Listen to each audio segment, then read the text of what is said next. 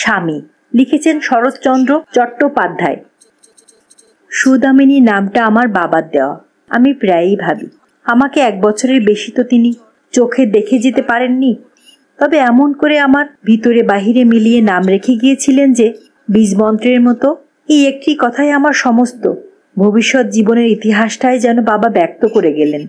রূপ তা আছে মানি, কিন্তু না গো না, এ আমার দেমাগ নয়। বুক চিরে দেখানো যায় না, নইলে এই মুহূর্তেই দেখিয়ে দিতুম। রূপ নিয়ে গৌরব করবার আমার কি কিছু বাকি নেই? একেবারে কিচ্ছু নেই। 18, 19, হ্যাঁ তাই বটে, বয়স আমার 19ই। বাইরের দেহটা আমার তার বেশি প্রাচীন হতে পায়নি, কিন্তু এই বুকের ভিতরটায়, এখানে যে বুড়ি তার 79 বছরের শুকনো হাড়গোড় নিয়ে বাস করে আছে, তাকে দেখতে পাচ্ছ না? দেখতে পেলে এতক্ষণ ভয়ে আটকে উঠতে। একলা ঘরের মধ্যে মনে মনে আজও আমার লজ্জায় মরতে ইচ্ছা করে। তবে এ কলঙ্কের কালি কাগজের উপর ঢেলে দেবার আমার কি আবশ্যক ছিল না? সমস্ত লজ্জার মাথা খেয়ে সেটাই তো আজ করতে বসেছি, নইলে আমার মুক্তি কিসে? সব মেয়ের মতো আমিও তো আমার স্বামীকে বিয়ের মন্ত্রের ভিতর দিয়েই পেয়েছিলুম। তবে কেন তাতে আমার মন উঠল না? তাই যে দামটা আমাকেই দিতে হলো। আমার অতি বড় শত্রুর জন্যও তা একদিনের জন্যও কামনা করি নে, কিন্তু দাম আমাকেই দিতে হলো। যিনি সমস্ত পাপ পুণ্য, লাভ ক্ষতি, ন্যায় অন্যায়ের মালিক, তিনি আমাকে এক বিন্দু রেহাই দিলেন না। কড়াই গণ্ডায় আদায় করে সর্বশান্ত করে যখন আমাকে পথে বার করে দিলেন, লজ্জা শরমের আর যখন কোথাও কিছু অবশিষ্ট রাখলেন না, তখনই শুধু দেখিয়ে দিলেন, ওরে সর্বনাশী, এ তুই কি করেছিস? স্বামী যে তোর আত্মা, তাকে ছেড়ে তুই যাবি কোথায়? একদিন না একদিন তোর ওই শূন্য বুকের মধ্যে তাকে যে তোর পেতেই হবে। এই জন্মেই হোক, আগামী জন্মেই হোক, কোটি জন্ম পরে হলেও তাকে যে তোর চাই। তুই যে তারই। জানি যা হারিয়েছি তার অনন্ত গুণ আজ ফিরে পেয়েছি, কিন্তু তবু যে কথা কিছুতেই ভুলতে পারিনি, এটা আমার নারী দেহ। আজ আমার আনন্দ রাখবারও জায়গা নেই, কিন্তু ব্যথা রাখবারও যে ঠাঁই দেখি না প্রভু। এ দেহের প্রত্যেক অনুপরমাণু যে অহরাত্র কাঁদছে, ওরে স্পৃহা, ওরে পতিতা, আমাদের আর বেঁধে পোড়াস নে, আমাদের ছুটি দে, আমরা একবার মরে বাঁচি। কিন্তু থাক সে কথা। বাবা মারা গেলেন, 1 বছরের মেয়ে নিয়ে মা বাপের বাড়ি চলে এলেন। মামার ছেলে পিলে ছিল না, তাই গরিবের ঘর হলেও আমার আদর যত্নের কোনো ত্রুটি হলো না। বড় বয়স পর্যন্ত তার কাছে বসে বসে ইংরেজি, বাংলা কত না বই আমি পড়েছিলুম, কিন্তু মামা ছিলেন ঘোর নাস্তিক। ঠাকুর দেবতা কিছুই তিনি মানতেন না। বাড়িতে একটা পুজো অর্চনা কি বারব্রত কোনোদিন হতে দেখিনি। এসব তিনি দুচোখে দেখতে পারতেন না। নাস্তিক বই কি? মামা মুখে বলতেন বটে তিনি অ্যাগনস্টিক, কিন্তু সেও তো ফাঁকি, মস্ত বড় একটা ফাঁকি। কথাটা তিনি প্রথম আবিষ্কার করেছিলেন। তিনি তো শুধু লোকের চোখে ধুলো দেবার জন্যেই নিজেদের আগাগোড়া ফাঁকির পিছনে আর একটা আকাশ পাতাল ফোড়া ফাঁকি জুড়ে দিয়ে আত্মরক্ষা করেছিলেন। কিন্তু তখন কি ছাই এসব বুঝেছিলুম? আসল কথা হচ্ছে, সূর্যের চেয়ে বালির তাতেই গায়ে বেশি ফুসকা পড়ে। আমার মামারও হয়েছিল সেই একই দশা। শুধু আমার মা বোধ করি যেন লুকিয়ে কি সব করতেন, সে কিন্তু আমি ছাড়া কেউ জানতে পেত না। তা মা যা খুশি করুক, আমি কিন্তু মামার বিদ্যে 16 আনার চেয়ে 18 আনায় শিখে নিয়েছিলাম বেশি। আমার বেশ মনে পড়ে, দোরগোড়ায় সাধু সন্ন্যাসীরা এসে দাঁড়ালে সং দেখবার জন্যে ছুটে গিয়ে মামাকে ডেকে আনতাম। তিনি তাদের সঙ্গে এমনই ঠাট্টা শুরু করে দিতেন যে বেচারারা পালাবার পথ পেত না। আমি হেসে হাততালি দিয়ে গড়িয়ে লুটিয়ে পড়তুম। এমনই করে কাটছিল আমার সুন্দর দিনগুলি। শুধু মা একদিন একভাবে গোলমাল বাঁধাতেন। মুখ ভারী করে এসে বলতেন, দাদা, সদুর তো দিন দিন বয়স হচ্ছে, এখন থেকে একটু খোঁজাখুঁজি না করলে সময়ে বিয়ে দিতে পারবে না যে। মামা আশ্চর্য হয়ে বলতেন, বলিস কি গিরি, তোর মেয়ে তো এখনো 12 পেরোয়নি, এর মধ্যেই তোর সাহেবদের মেয়েরা তো এ বয়সে। মা কাঁদো কাঁদো গলায় জবাব দিতেন, সাহেবদের কথা কেন তুলছো দাদা? আমরা তো সত্যি আর সাহেব নই। ঠাকুর দেবতা না মানো, তারা কিছু আর ঝগড়া করতে আসছে না, কিন্তু পাড়া গায়ের সমাজ তো আছে, তাকে উড়িয়ে দেবে কি করে? মামা হেসে বলতেন, ভাবিস নে বোন, সেসব আমি জানি। এই যেমন তোকে হেসে উড়িয়ে দিচ্ছি, ঠিক এমনি করে তোদের নচ্ছার সমাজটাকেও হেসে উড়িয়ে দিব। মা মুখ ভার করে বিড়বিড় করে বকতে বকতে উঠে যেতেন। মামা গ্রাহ্যই করতেন না বটে, কিন্তু আমার ভারী ভয় হতো। কেমন করে যেন বুঝতে পারতাম, মামা যাই বলুন, মার কাছ থেকে আমাকে তিনি রক্ষা করতে পারবেন না। কেন যে বিয়ের কথায় ভয় হতে শুরু করেছিল তা বলছি। আমাদের পশ্চিম পাড়ার বুক চিরে যে নালাটা গ্রামের সমস্ত বর্ষার জল নদীতে ঢেলে দিত, তার দুপারে যে দুঘরের বাস ছিল, তার এক ঘর আমরা, আর অন্য ঘর গ্রামের জমিদার বিপিন মজুমদার। এই মজুমদার বংশ যেমন ধনী তেমন দুর্দান্ত।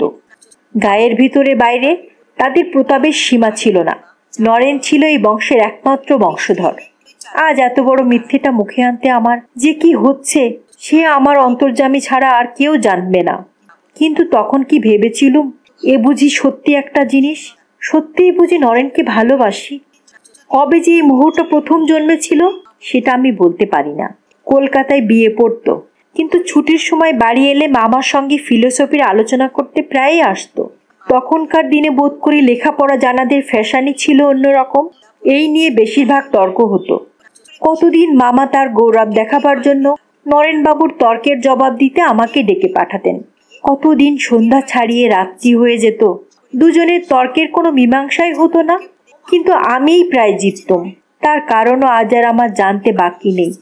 মাঝে মাঝে সে হঠাৎ তর্কের মাঝখানে ভঙ্গ করে দিয়ে মামার মুখ পানে চেয়ে গম্ভীর বিস্ময়ে বলে উঠত, আচ্ছা বুরুজবাবু, এই বয়সে এত বড় লজিকের জ্ঞান, তর্ক করবার এমন একটা আশ্চর্য ক্ষমতা কি আপনি একটা ফিনোমিনন বলে মনে করেন না? আমি গর্বে সৌভাগ্যে ঘাড় হেট করতাম। ওরে হতভাগী, সেদিন ঘাড়টা তোর চিরকালের মতো একেবারে ভেঙে মাটিতে লুটিয়ে পড়েনি কেন? মামা উচ্চ অঙ্গের একটু হাসি হেসে বলতেন, তুমি জানো কি নরেন, এ শুধু শেখাবার ক্যাপাসিটি। কিন্তু তর্কাতর্কি আমার ভালো লাগতো না। যত ভালো লাগতো তার মুখের গল্প। কিন্তু গল্পও আর শেষ হতে চায় না, আমার ধৈর্যেরও আর সীমা পাওয়া যায় না। সকালে ঘুম ভেঙে পর্যন্ত সারা দিন 100 বার মনে করতুম কখন বেলা পড়বে, কখন নরেনবাবু আসবে। এমনি তর্ক করে আর গল্প শুনে আমার বিয়ের বয়স 12 ছাড়িয়ে 13 গড়িয়ে গেল। কিন্তু বিয়ে হলো না আমার। তখন বর্ষার নবযৌবনের দিনে মজুমদারদের বাগানের একটা মস্ত বকুল গাছের তলা ঝরা ফুলে ফুলে একেবারে বোঝাই হয়ে যেত। আমাদের বাগানের ধারে সেই নালাটা পার হয়ে আমি রোজ গিয়ে কুড়িয়ে আনতাম। সেদিন বিকেলেও আমার মাথার উপর গাঢ় মেঘ উপেক্ষা করেই দ্রুত পদে যাচ্ছি। মা দেখতে পেয়ে বললেন, ওলো, কোথায় ছুটলি তো? জল যে এলো বলে। আমি বললুম, জল এখন আসবে না মা, ছুটে গিয়ে দুটো ফুল কুড়িয়ে নিয়ে আসি। মা বললেন, 15 মিনিটের মধ্যেই বৃষ্টি নামবে শুধু। যা কথা শোন, এখন যাস নে। এই অবেলায় ভিজলে তোর চুলের বোঝা কি শুকোবে? বলে দিচ্ছি তোর নিশ্চয়ই জ্বর হবে। আমি বললুম, তোমার দুটি পায়ে পড়ি মা, যাই। বৃষ্টি এলে মালিদের ওই চালাটার মধ্যে গিয়ে দাঁড়াবো। বলতে বলতে ছুটে বেরিয়ে গেলুম। মায়ের আমি একটি মাত্র মেয়ে, দুঃখ দিতে আমাকে পারতেন না মা। ছোটবেলা থেকেই ফুল যে কত ভালোবাসি সে তো তিনি নিজেও জানতেন, তাই চুপ করে রইলেন। কতদিন ভাবি, সেদিন যদি হতভাগীর চুলের মুঠি ধরে টেনে মা না আসতে দিত, তাহলে এমন করে হয়তো তোমার মুখ পোড়াতুম না। বকুল ফুলে কচুর প্রায় ভর্তি হয়ে এসেছে। এমন সময় মা যা বললেন তাই হলো। ঝমঝম করে বৃষ্টি এলো। ছুটে গিয়ে মালিদের চালার মধ্যে ঢুকে পড়লুম। কেউ নেই। খুঁটি ঠেস দিয়ে দাঁড়িয়ে মেঘের পানে চেয়ে ভাবছি, ঝমঝম করে ছুটে এসে কে ঢুকে পড়ল। মুখ ফিরিয়ে চেয়ে দেখি, ও মা, এই যে নরেনবাবু কলকাতা থেকে বাড়ি এসেছেন। কই, সে তো আমি শুনিনি। আমাকে দেখে চমকে উঠে বললেন, আরে সদু যে এখানে। অনেক দিন তাকে দেখিনি, অনেক দিন তার গলা শুনিনি। আমার বুকের মধ্যে যেন আনন্দের ঢেউ বয়ে গেল। কান পর্যন্ত লজ্জায় রাঙা হয়ে উঠল। মুখের পানে চেয়ে তো জবাব দিতে পারলুম না। মাটির দিকে চেয়ে বললুম, আমি তো রোজই ফুল কুড়োতে আসি। কবে এলেন? নরেন মালিদের একটা ভাঙা খাটিয়া টেনে নিয়ে বসে বললেন, আজ সকালে এসেছি। কিন্তু তুমি কার হুকুমে ফুল চুরি করো শুনি? গম্ভীর গলায় আশ্চর্য হয়ে হঠাৎ মুখ তুলে দেখি চোখ দুটো তার চাপা হাসিতে নাচছে। লজ্জা লজ্জা, এই পোড়ার মুখেও কোথা থেকে হাসি এসে পড়ল। বললুম, তাই বই কি, কষ্ট করে কুড়িয়ে নিলে বুঝি চুরি করা হয়? নরেন ফস করে উঠে দাঁড়িয়ে বললে, আর আমি যদি ওই কুড়ান ফুলগুলো তোমার কোচরের ভেতর থেকে আবার কুড়িয়ে নেই, তাকে কি বলে? জানি নে, কেন যেন আমার ভয় হলো। সত্যিই যেন সে এইবার এসে আমার আঁচল চেপে ধরবে। হাতের মুঠা আমার আলগা হয়ে গিয়ে চোখের পলকে সমস্ত ফুল ঝপ করে মাটিতে পড়ে গেল। ও কি করলে? আমি কোনো মতে আপনাকে সামলিয়ে নিয়ে বললুম, আপনাদেরই তো ফুল, বেশ তো, কুড়িয়ে নিন না। এত অভিমান? বলে সে উঠে এসে আমার আঁচলটা টেনে নিয়ে গিয়ে ফুল কুড়িয়ে কুড়িয়ে রাখতে লাগলো। কেন জানি নে, হঠাৎ আমার দু চোখ ভরে জল এলো। আমি জোর করে মুখ ফিরিয়ে আর অন্যদিকে চেয়ে রইলুম। সমস্ত ফুলগুলি কুড়িয়ে আমার আঁচলে একটা গেরো করে দিলেন। নরেন তার জায়গায় ফিরে গেল।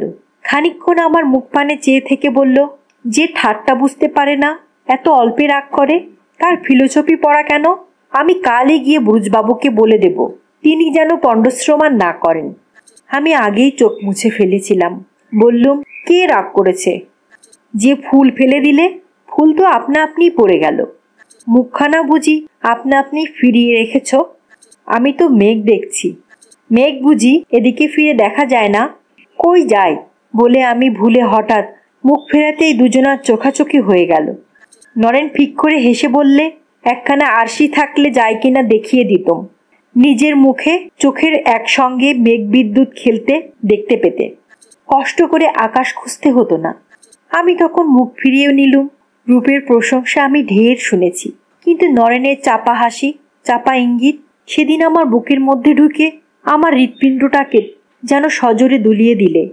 এই তো সেই 5 বছর আগের কথা, কিন্তু আজ মনে হয় সে সৌদামিনী বুঝি আর অন্য কেউ ছিল। নরেন বললে, মেঘ না কাটলে বুরুজবাবুকে বলে দেব, লেখাপড়া শেখানো মিছে হয়েছে, তিনি যেন আর কষ্ট না করেন। আমি বললুম, বেশ তো, ভালোই তো, আমি ওসব পড়তেও চাইনি, বরং গল্পের বই পড়তেই আমার ঢের ভালো লাগে। নরেন হাততালি দিয়ে বলে উঠল, দাঁড়াও, বলে দিচ্ছি, আজকাল নোবেল পড়া হচ্ছে বুঝি? আমি বললুম, গল্পের বই তবে আপনি নিজে পড়েন কেন? নরেন বললে, সে শুধু তোমাকে গল্প শোনাবার জন্য, নইলে পড়তুম না। বৃষ্টির দিকে চেয়ে বললে, আচ্ছা, এ জল যদি আজ না থামে কি করবে? বললুম, ভিজে ভিজে চলে যাব। আচ্ছা, এ যদি আমাদের পাহাড়ি বৃষ্টি হতো তাহলে? গল্প জিনিসটা চিরদিনই ভালোবাসি। একটুখানি গন্ধ পাবা মাত্র আমার চোখের দৃষ্টি এক মুহূর্তে আকাশ থেকে নরেনের মুখের উপর নেমে এলো। জিজ্ঞেস করে বললুম, এদেশের বৃষ্টির মধ্যে বুঝি বেরোনো যায় না? নরেন বললে, একেবারে না, গায়ে তীরের মতো বাঁধে। আচ্ছা, তুমি সে বৃষ্টি দেখেছ? পোড়া মুখ দিয়ে তুমি বার হয়ে গেল। ভাবি, জিভটা সঙ্গে সঙ্গে যদি মুখ থেকে খসে পড়ে যেত ভালো হতো। সে বললে, এরপর যদি একজন আপনি বলে ডাকে, সে আর একজনের মরা মুখ দেখবে। কেন দিব্যি দিলেন? আমি তো কিছুতেই তুমি বের করতে পারবো না। বেশ তো, তাহলে তুমি আমার মরা মুখ দেখো, দিব্যি কিছুই না।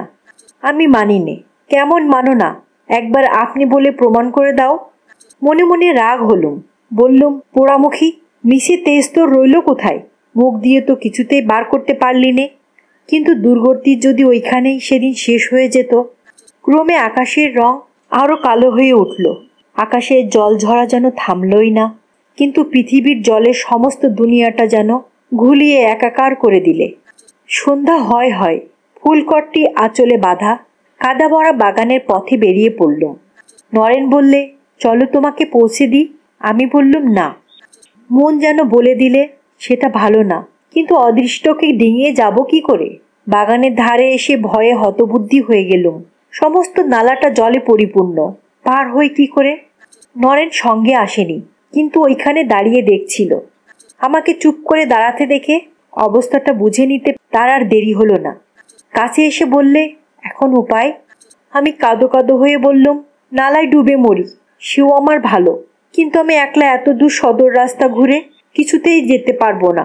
মা দেখলে অনেক বকবে। কথাটা আমি শেষ করতেই পারলুম না। নরেন হেসে বললে, তার আর কি, চলো তোমাকে সেই পিটুলি গাছটার উপর দিয়ে পার করে দিই। তাই তো বটে।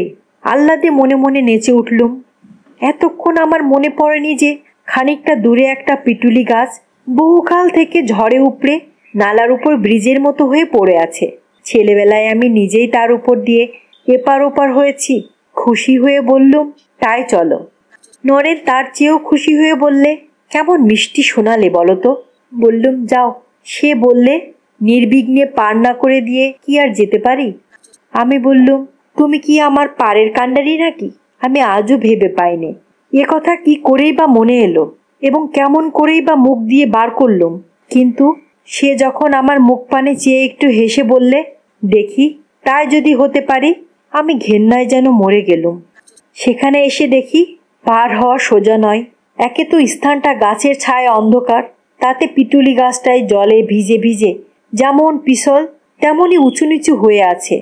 তলা দিয়ে সমস্ত বৃষ্টির জল হু হু করে বয়ে যাচ্ছে। আমি একবার পা বাড়াই, একবার পা টেনে নিই। নরেন খানিকক্ষণ দেখে বললে, আমার হাত ধরে যেতে পারবে? আমি বললুম, পারবো।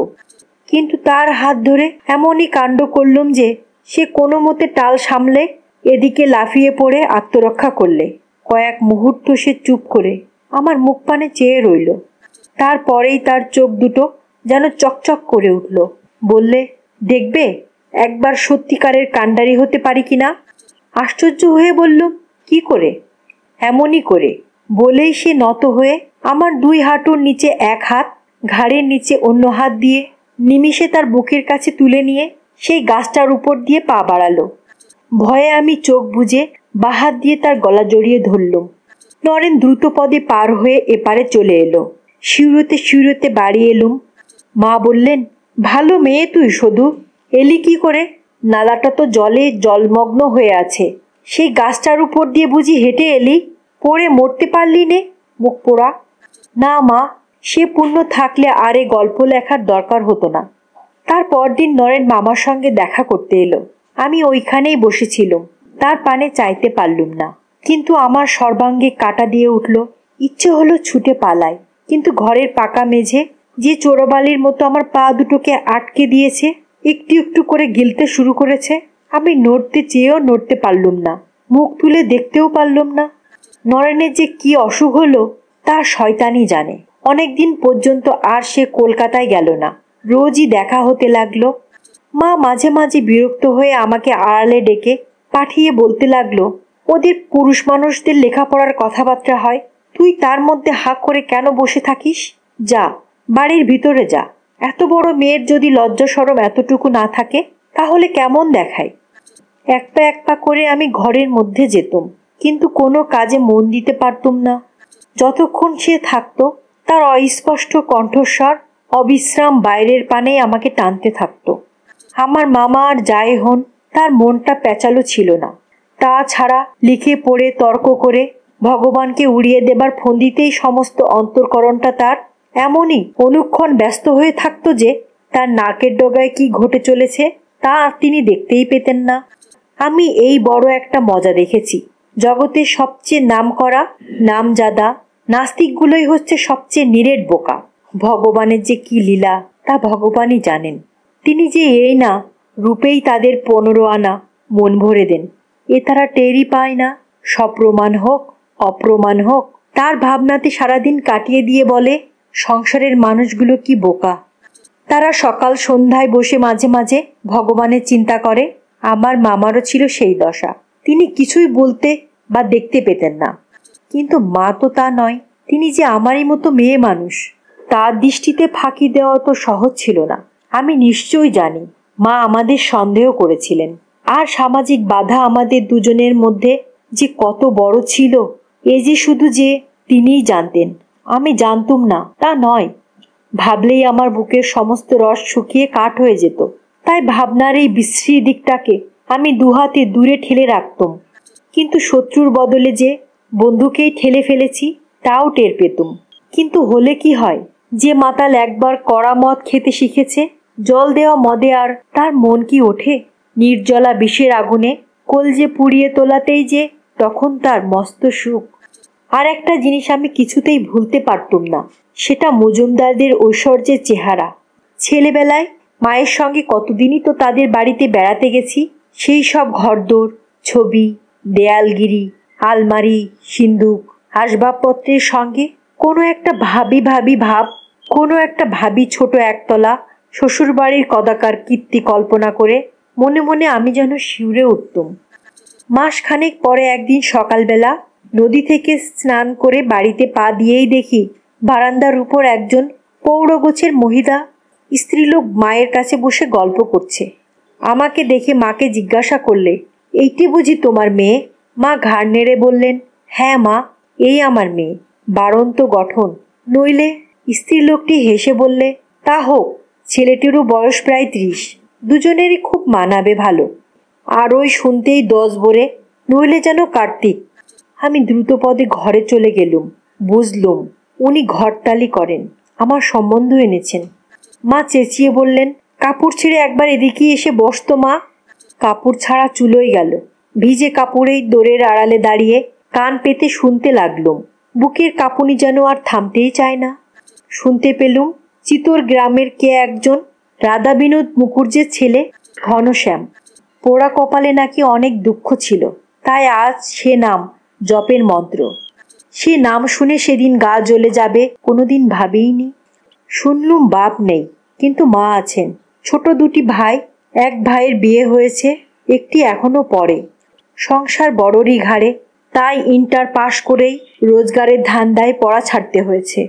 ধান, চাল, তিসি, পাট প্রভৃতি দালালি করে ভালো মন্দ মিলিয়ে উপার্জন করেন, তারই উপর সমস্ত নির্ভর। তাছাড়া ঘরে নারায়ণ, শিলা আছেন, 2টো গরু আছে, বিধবা বোন আছে। নেই কি? নেই শুধু সংসারের বড় বউ। 7 বছর আগে বিয়ের 1 মাসের মধ্যেই তিনি মারা যান। তারপর এতদিন বাদে এই চেষ্টা। 7 বছর! ঘটকিকে উদ্দেশ্য করে মনে মনে বললুম, পোড়ামুখী, এতদিন কি তুই শুধু আমার মাথা খেতেই চোখ বুজে ঘুমোচ্ছিলি? মায়ের ডাকাডাকিতে কাপড় ছেড়ে এসে বসলুম। সে আমাকে খুঁটিয়ে খুঁটিয়ে দেখতে লাগলে। মেয়ে পছন্দ হয়েছে, এখন দিন স্থির করলেই হলো। মায়ের চোখ দুটিতে জল টলমল করতে লাগলো। বললেন, তোমার মুখে ফুলচন্দন পড়ুক মা, আর কি বলবো। মামা শুনে বললেন, ইন্টার পাস? তবে বলে পাঠা, এখন বছর 2 সদুর কাছে ইংরেজি পড়ে যাক, তবে বিয়ের কথা কওয়া যাবে। মা বলে, তোমার পায়ে পড়ি দাদা, অমত করো না, এমন সুবিধে আর পাওয়া যাবে না, দিতে থুতে কিচ্ছু হবে না। মামা বললেন, তাহলে হাত পা বেঁধে গঙ্গায় ফেলে দিগে, সেও 1 পয়সাও চাইবে না। মা বললেন, 15ই পা দিলে যে। মামা বললেন, তা তো দেবেই, 15 বছর বেঁচে রয়েছে যে। মা রাগে দুঃখে কাঁদো কাঁদো হয়ে বললেন, তুমি কি ওর তবে বিয়ে দিবে না দাদা? এরপরে একেবারেই পাত্র জুটবে না। মামা বললেন, সেই ভয়ে তো আগে থেকে ওকে জলে ফেলে দিতে পারি না। মা বললেন, ছেলেটিকে একবার নিজের চোখে দেখে এসো না দাদা, পছন্দ না হয় দেবে না। মামা বললেন, সে ভালো কথা, রবিবার যাব। এই বলে তুই একখানা চিঠি লিখে দে তো। ভাঙচির ভয়ে মা কথাটা খুব গোপনেই রেখেছিলেন এবং মামাকেও সাবধান করে দিয়েছিলেন। তিনি জানতেন না এমন চোখ কানও ছিল যাকে কোনো সতর্কতা ফাঁকি দিতে পারে না। বাগানে 1 টুকরো শাকের ক্ষেত করেছিলুম। 2-3 দিন পরে দুপুরবেলা একটা ভাঙা খুন্তি নিয়ে তার ঘাস তুলতে গিয়েছিলুম। পায়ের শব্দে মুখ ফিরিয়ে দেখি নরেন। তার সেরকম চেহারা অনেক দিন পর আর একবার দেখেছিলুম সত্যি, কিন্তু আগে কখনো দেখিনি। বুকে এমন একটা ব্যথা বাজল যা কোনো দিনও পাইনি। সে বললে, আমাকে ছেড়ে কি সত্যিই চললে? কথাটা বুঝেও যেন বুঝতে পারলুম না। বলে ফেললুম, কোথায়? সে বললে, চিতোর। স্পষ্ট হবা মাত্রই লজ্জায় আমার মাথা হেঁট হয়ে গেল। কোনো উত্তর মুখে এলো না। সে পুনরায় বললে, তাই আমিও বিদায় নিতে এসেছি, বোধহয় জন্মের মতোই, কিন্তু তার আগে 2টো কথা বলতে চাই, শুনবে? বলতে বলতে তার গলাটা যেন ধরে গেল। তবুও আমার মুখে কথা জোগালো না, কিন্তু মুখ তুলে চাইলুম। দেখি তার 2 চোখ বয়ে ঝরঝর করে জল পড়ছে। ওরে পতিতা, ওরে দুর্বল নারী, মানুষের চোখের জল সহ্য করবার ক্ষমতা ভগবান তোকে যখন একেবারেই দেয়নি, তখন তোর আর সাধ্য কি বল? দেখতে দেখতে আমারও চোখের জলে বুক ভেসে গেল। নরেন কাছে এসে কোচার খুঁট দিয়ে আমার চোখ মুছিয়ে দিলে। আমার হাত দুটি ধরে বলল, চলো ওই গাছটার তলায় গিয়ে বসি, ওইখানে কেউ আমাদের দেখতে পাবে না। মনে মনে বুঝলুম এ অন্যায়, একান্ত অন্যায়, কিন্তু তখনও যে তার চোখের পাতা ভিজে, তখনও যে তার কণ্ঠস্বর কান্নায় ভরা। বাগানের এক প্রান্তে একটা কাঁঠালি চাপার কুঞ্জ ছিল, তার মধ্যে সে আমাকে ডেকে নিয়ে গিয়ে বসালে। একটা ভয়ে আমার বুকের মধ্যেও দূর দূর করছিল, কিন্তু সে নিজেই দূরে গিয়ে বসে বলল, এই একান্ত নির্জন স্থানে তোমাকে ডেকে এনেছি বটে, কিন্তু আমি তোমাকে ছোব না। এখনো তুমি যে আমার হওনি, তার শেষ কথায় আমার পোড়া চোখে আবার জল এসে পড়ল। আঁচলে মুখ মুছে মাটির দিকে চেয়ে চুপ করে বসে রইলুম। তারপর অনেক কথাই হলো, কিন্তু থাক সেসব। আজও তো প্রতিদিনকার অতি তুচ্ছ ঘটনাটি মনে পর্যন্ত করতে পারি না। মরণেও যে বিস্মৃতি আসবে সে আশা করতেও যেন ভরসা হয় না। একটা কারণে আমি আমার এত বড় দুর্গতিতেও কোনোদিন বিধাতাকে দোষ দিতে পারিনি। স্পষ্ট মনে পড়ে, আমার চিত্তের মাঝে থেকে নরেনের কোনো দিন প্রসন্ন চিত্রে গ্রহণ করেনি ভগবান। সে যে আমার জীবনে কত বড় মিথ্যে এ তো তার অগোচর ছিল না। তাই তার প্রণয় নিবেদনের মুহূর্তে উত্তেজনা পরক্ষণে কত বড় অপবাদে অবসাদে যে ডুবে যেত সে আমি ভুলিনি। যেন কার কত চুরি ডাকাতি সর্বনাশ করে ঘরে ফিরে এলুম এমনই মনে হতো। কিন্তু এমনই পোড়া কপাল যে অন্তর্যামীর এত বড় ইঙ্গিতেও আমার হুঁশ হয়নি। হবেই বা কী করে? কোনোদিন তো শিখিও নি ভগবান মানুষের বুকের মধ্যেও বাস করেন, এই সবই তারই নিষেধ। মামা পাত্র দেখতে যাত্রা করলেন। যাবার সময় কতই না ঠাট্টা তামাশা করে গেলেন। মা মুখ চুন করে দাঁড়িয়ে রইলেন। মনে মনে বেশ বুঝলেন এই যাওয়াই পণ্ডশ্রম, পাত্র তার কিছুতেই পছন্দ হবে না। কিন্তু আশ্চর্য, ফিরে এসে আর বড় ঠাট্টা বিদ্রুপ করলেন না। বললেন, হ্যাঁ, ছেলেটি পাশটাস তেমন কিছু দিতে পারেনি বটে, কিন্তু মূর্খ বলে উড়িয়ে দেওয়া যায় না। তাছাড়া বড় নম্র, বড় বিনয়ী। আর একটা জিনিস কি জানিস গিরি, ছেলেটির মুখের ভাবে কি একটা আছে। ইচ্ছে হয় বসে বসে আরও দুদণ্ড আলাপ করি। মা আহ্লাদে মুখখানি উজ্জ্বল করে বললেন, তবে এর আপত্তি কী রে দাদা? এখনই মত দিয়ে দাও, সদূর একটা কিনারা হয়ে যাক। মামা বললেন, আচ্ছা, ভেবে দেখি। আমি আড়ালে দাঁড়িয়ে নিরাশার আশাটুকু বুকে চেপে ধরে মনে মনে বললুম, যাক, মামা এখনও মত স্থির করে উঠতে পারেননি, এখনও বলা যায় না। কিন্তু কে জানতো তার ভাগ্নির বিয়ের সম্বন্ধে মত স্থির করবার পূর্বেই তার নিজের সম্বন্ধে মত স্থির করবার ডাক এসে পড়বে। যাকে সারা জীবন সন্দেহ করে এসেছেন, সেদিন অন্তত হঠাৎ তার দূত এসে যখন একেবারে মামা শিওরে দাঁড়ালো, তখন তিনি চমকে গেলেন। তার কথা শুনে আমাদেরও বড় রকম চমক লাগলো না। মাকে কাছে ডেকে বললেন, আমি মত দিয়ে যাচ্ছি বোন, সদূর ওইখানেই বিয়ে দিস। ছেলেটির যথার্থ ভগবানে বিশ্বাস আছে, মেয়েটা সুখে থাকবে। অবাক কাণ্ড! কিন্তু অবাক হলেন না শুধু মা, নাস্তিকতা তিনি দু চোখে দেখতে পারতেন না। তার ধারণা ছিল মরণকালে সবাই ঘুরে ফিরে হরি বলে। তাই তিনি বলতেন, মাতাল আর মাতাল বন্ধুকে যতই ভালোই বাসুক না কেন, নির্ভর করবার বেলায় করে শুধু তাকে যে মদ খায় না। জানি না কথাটা কতখানি সত্যি। হৃদরোগে মামা মারা গেলেন। আমরা পড়লুম অকুল পাথারে। সুখে দুঃখে কিছুদিন কেটে গেল বটে, কিন্তু যে বাড়িতে অবিবাহিতা মেয়ের বয়স 15 পার হয়ে 16 ছুঁই ছুঁই, সেখানে আলস্য ভরে শোক করবার সুবিধা থাকে না। মা চোখ মুছে উঠে বসে আবার কোমর বেঁধে লাগলেন। অবশেষে অনেক দিন অনেক কথা কাটাকাটির পর বিবাহের লগ্ন যখন সত্যি আমার বুকে এসে বিঁধল, তখন বয়সও 16 পার হয়ে 17-তে দাঁড়িয়েছে। তখনও আমি প্রায় এমনিই লম্বা। আমার এই দীর্ঘ দেহটার জন্য জননীর লজ্জা ও কুণ্ঠার অবধি ছিল না। রাগ করে প্রায়ই ভৎসনা করতেন, হতভাগা মেয়েটার সবই সৃষ্টি ছাড়া। একে তো বিয়ের কনের পক্ষে 17 বছর একটা মারাত্মক অপরাধ, তার উপরে এই দীর্ঘ গঠনটা যেন তাকে ডিঙিয়ে গিয়েছিল। অন্তত সে রাতটার জন্যেও যদি আমাকে কোনো রকমে দুমড়ে মুচড়ে একটু খাটো করে তুলতে পারতেন, মা বোধ করি তাতেও পিছু হটতেন না। কিন্তু সে তো হবার নয়। আমি আমার স্বামীর বুক ছাড়িয়ে একেবারে দাড়ির কাছে গিয়ে পৌঁছলুম, কিন্তু শুভদৃষ্টি হলো না।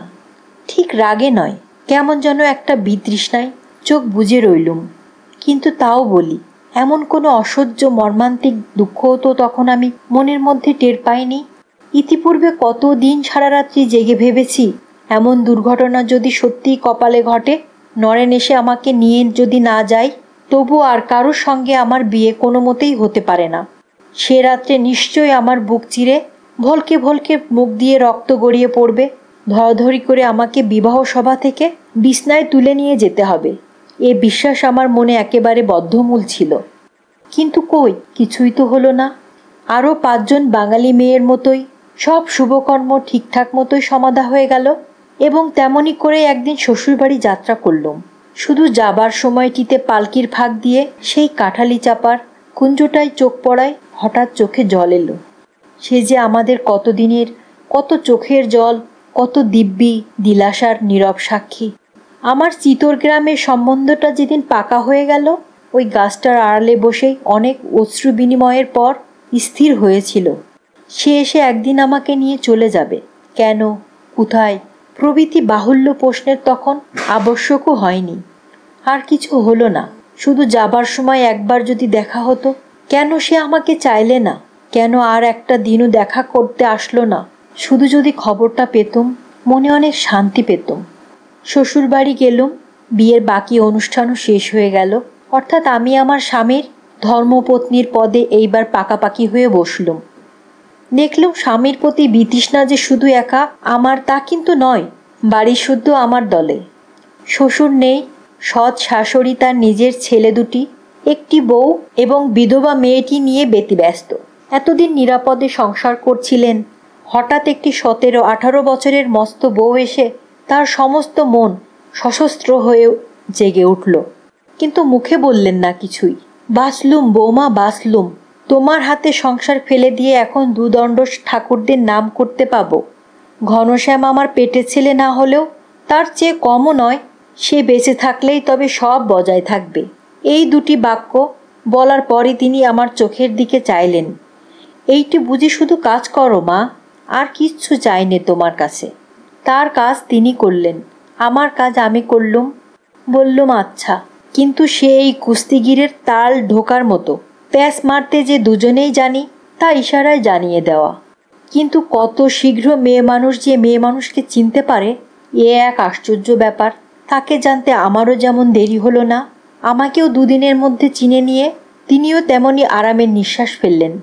বেশ বুঝলেন, স্বামীর খাওয়া পড়া, উঠা বসা, খরচপত্র ইত্যাদি নিয়ে দিবারাত্রি চক্র করে ফোঁস করে বেড়াবার মতো আমার উৎসাহও নেই, প্রবৃত্তিও নেই।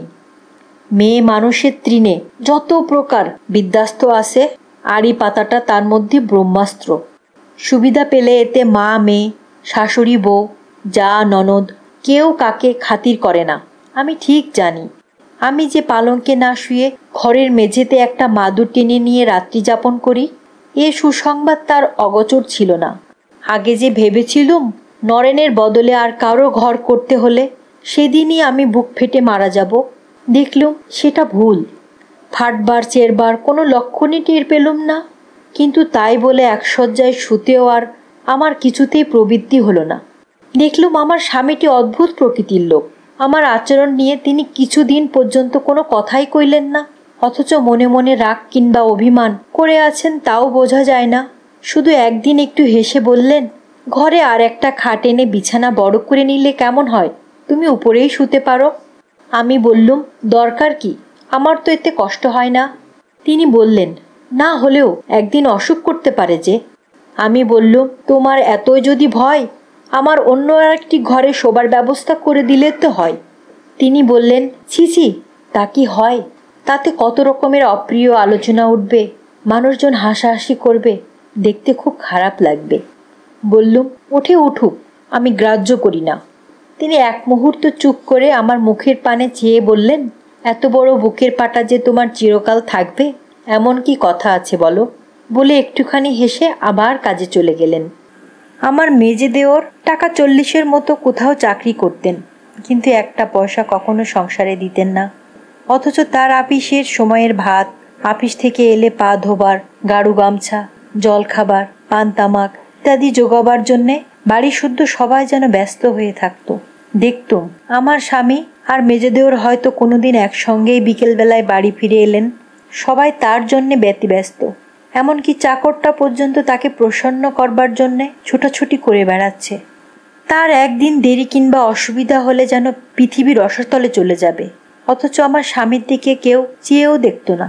তিনি আধা ঘন্টা ধরে হয়তো 1 ঘটি জলের জন্য দাঁড়িয়ে আছেন, কারো সেদিকে গ্রাহ্যই নেই। অথচ এদের খাওয়া পড়া সুখ সুবিধের জন্যই তিনি দিবারাত্রি খেটে মরছেন। ছ্যাঁকড়া গাড়ি ঘোড়ার মাঝে মাঝেও তো বিদ্রোহ করে, কিন্তু তার মনে কিছুতেই ক্লান্তি নেই, কোনো দুঃখ নেই। তাকে কোনো কিছুতেই যেন পীড়া দিতে পারে না। এমন শান্ত, এত ধীর, এত বড় পরিশ্রমী এর আগে কখনো আমি দেখিনি চোখে। আর চোখে দেখেছি বলেই লিখতে পারছি, নইলে শোনা কথা হলে বিশ্বাসই করতুম না।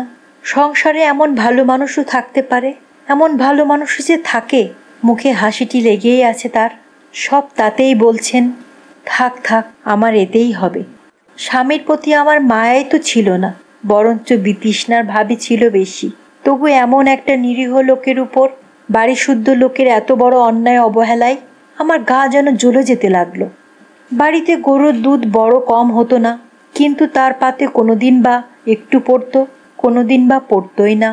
হঠাৎ একদিন সইতে না পেরে বলেই ফেলেছিলুম, কিন্তু পরক্ষণেই মনে হলো, ছি ছি, কি নির্লজ্জই আমাকে তাহলে এরা মনে করত। তাছাড়া এরা সব আপনার লোক হয়েও যদি দয়ামায়া না করে, আমারই বা এত মাথা ব্যথা কেন? আমি কোথাকার কে? আমি তো পর। দিন ৫-৬ পরে একদিন সকালবেলা রান্নাঘরে বসে মেজ ঠাকুরপোর জন্য চা তৈরি করছি। স্বামীর কণ্ঠস্বর আমার কানে গেল। তার সকালেই কোথায় বার হবার দরকার ছিল, ফিরতে দেরি হবে। মাকে ডেকে বললেন, সাথে এটাও বললেন, কিছু খেয়ে গেলে বড় ভালো হতো মা, খাবার টাবার কিছু আছে? মা বললেন, অবাক করলে ঘনশ্যাম, এত সকালে খাবার পাবো কোথায়? স্বামী বললেন, তবে থাক, ফিরে এসেই খাবো, বলে চলে গেলেন। সেদিন আমি কিছুতেই আপনাকে আর সামলাতে পারলুম না।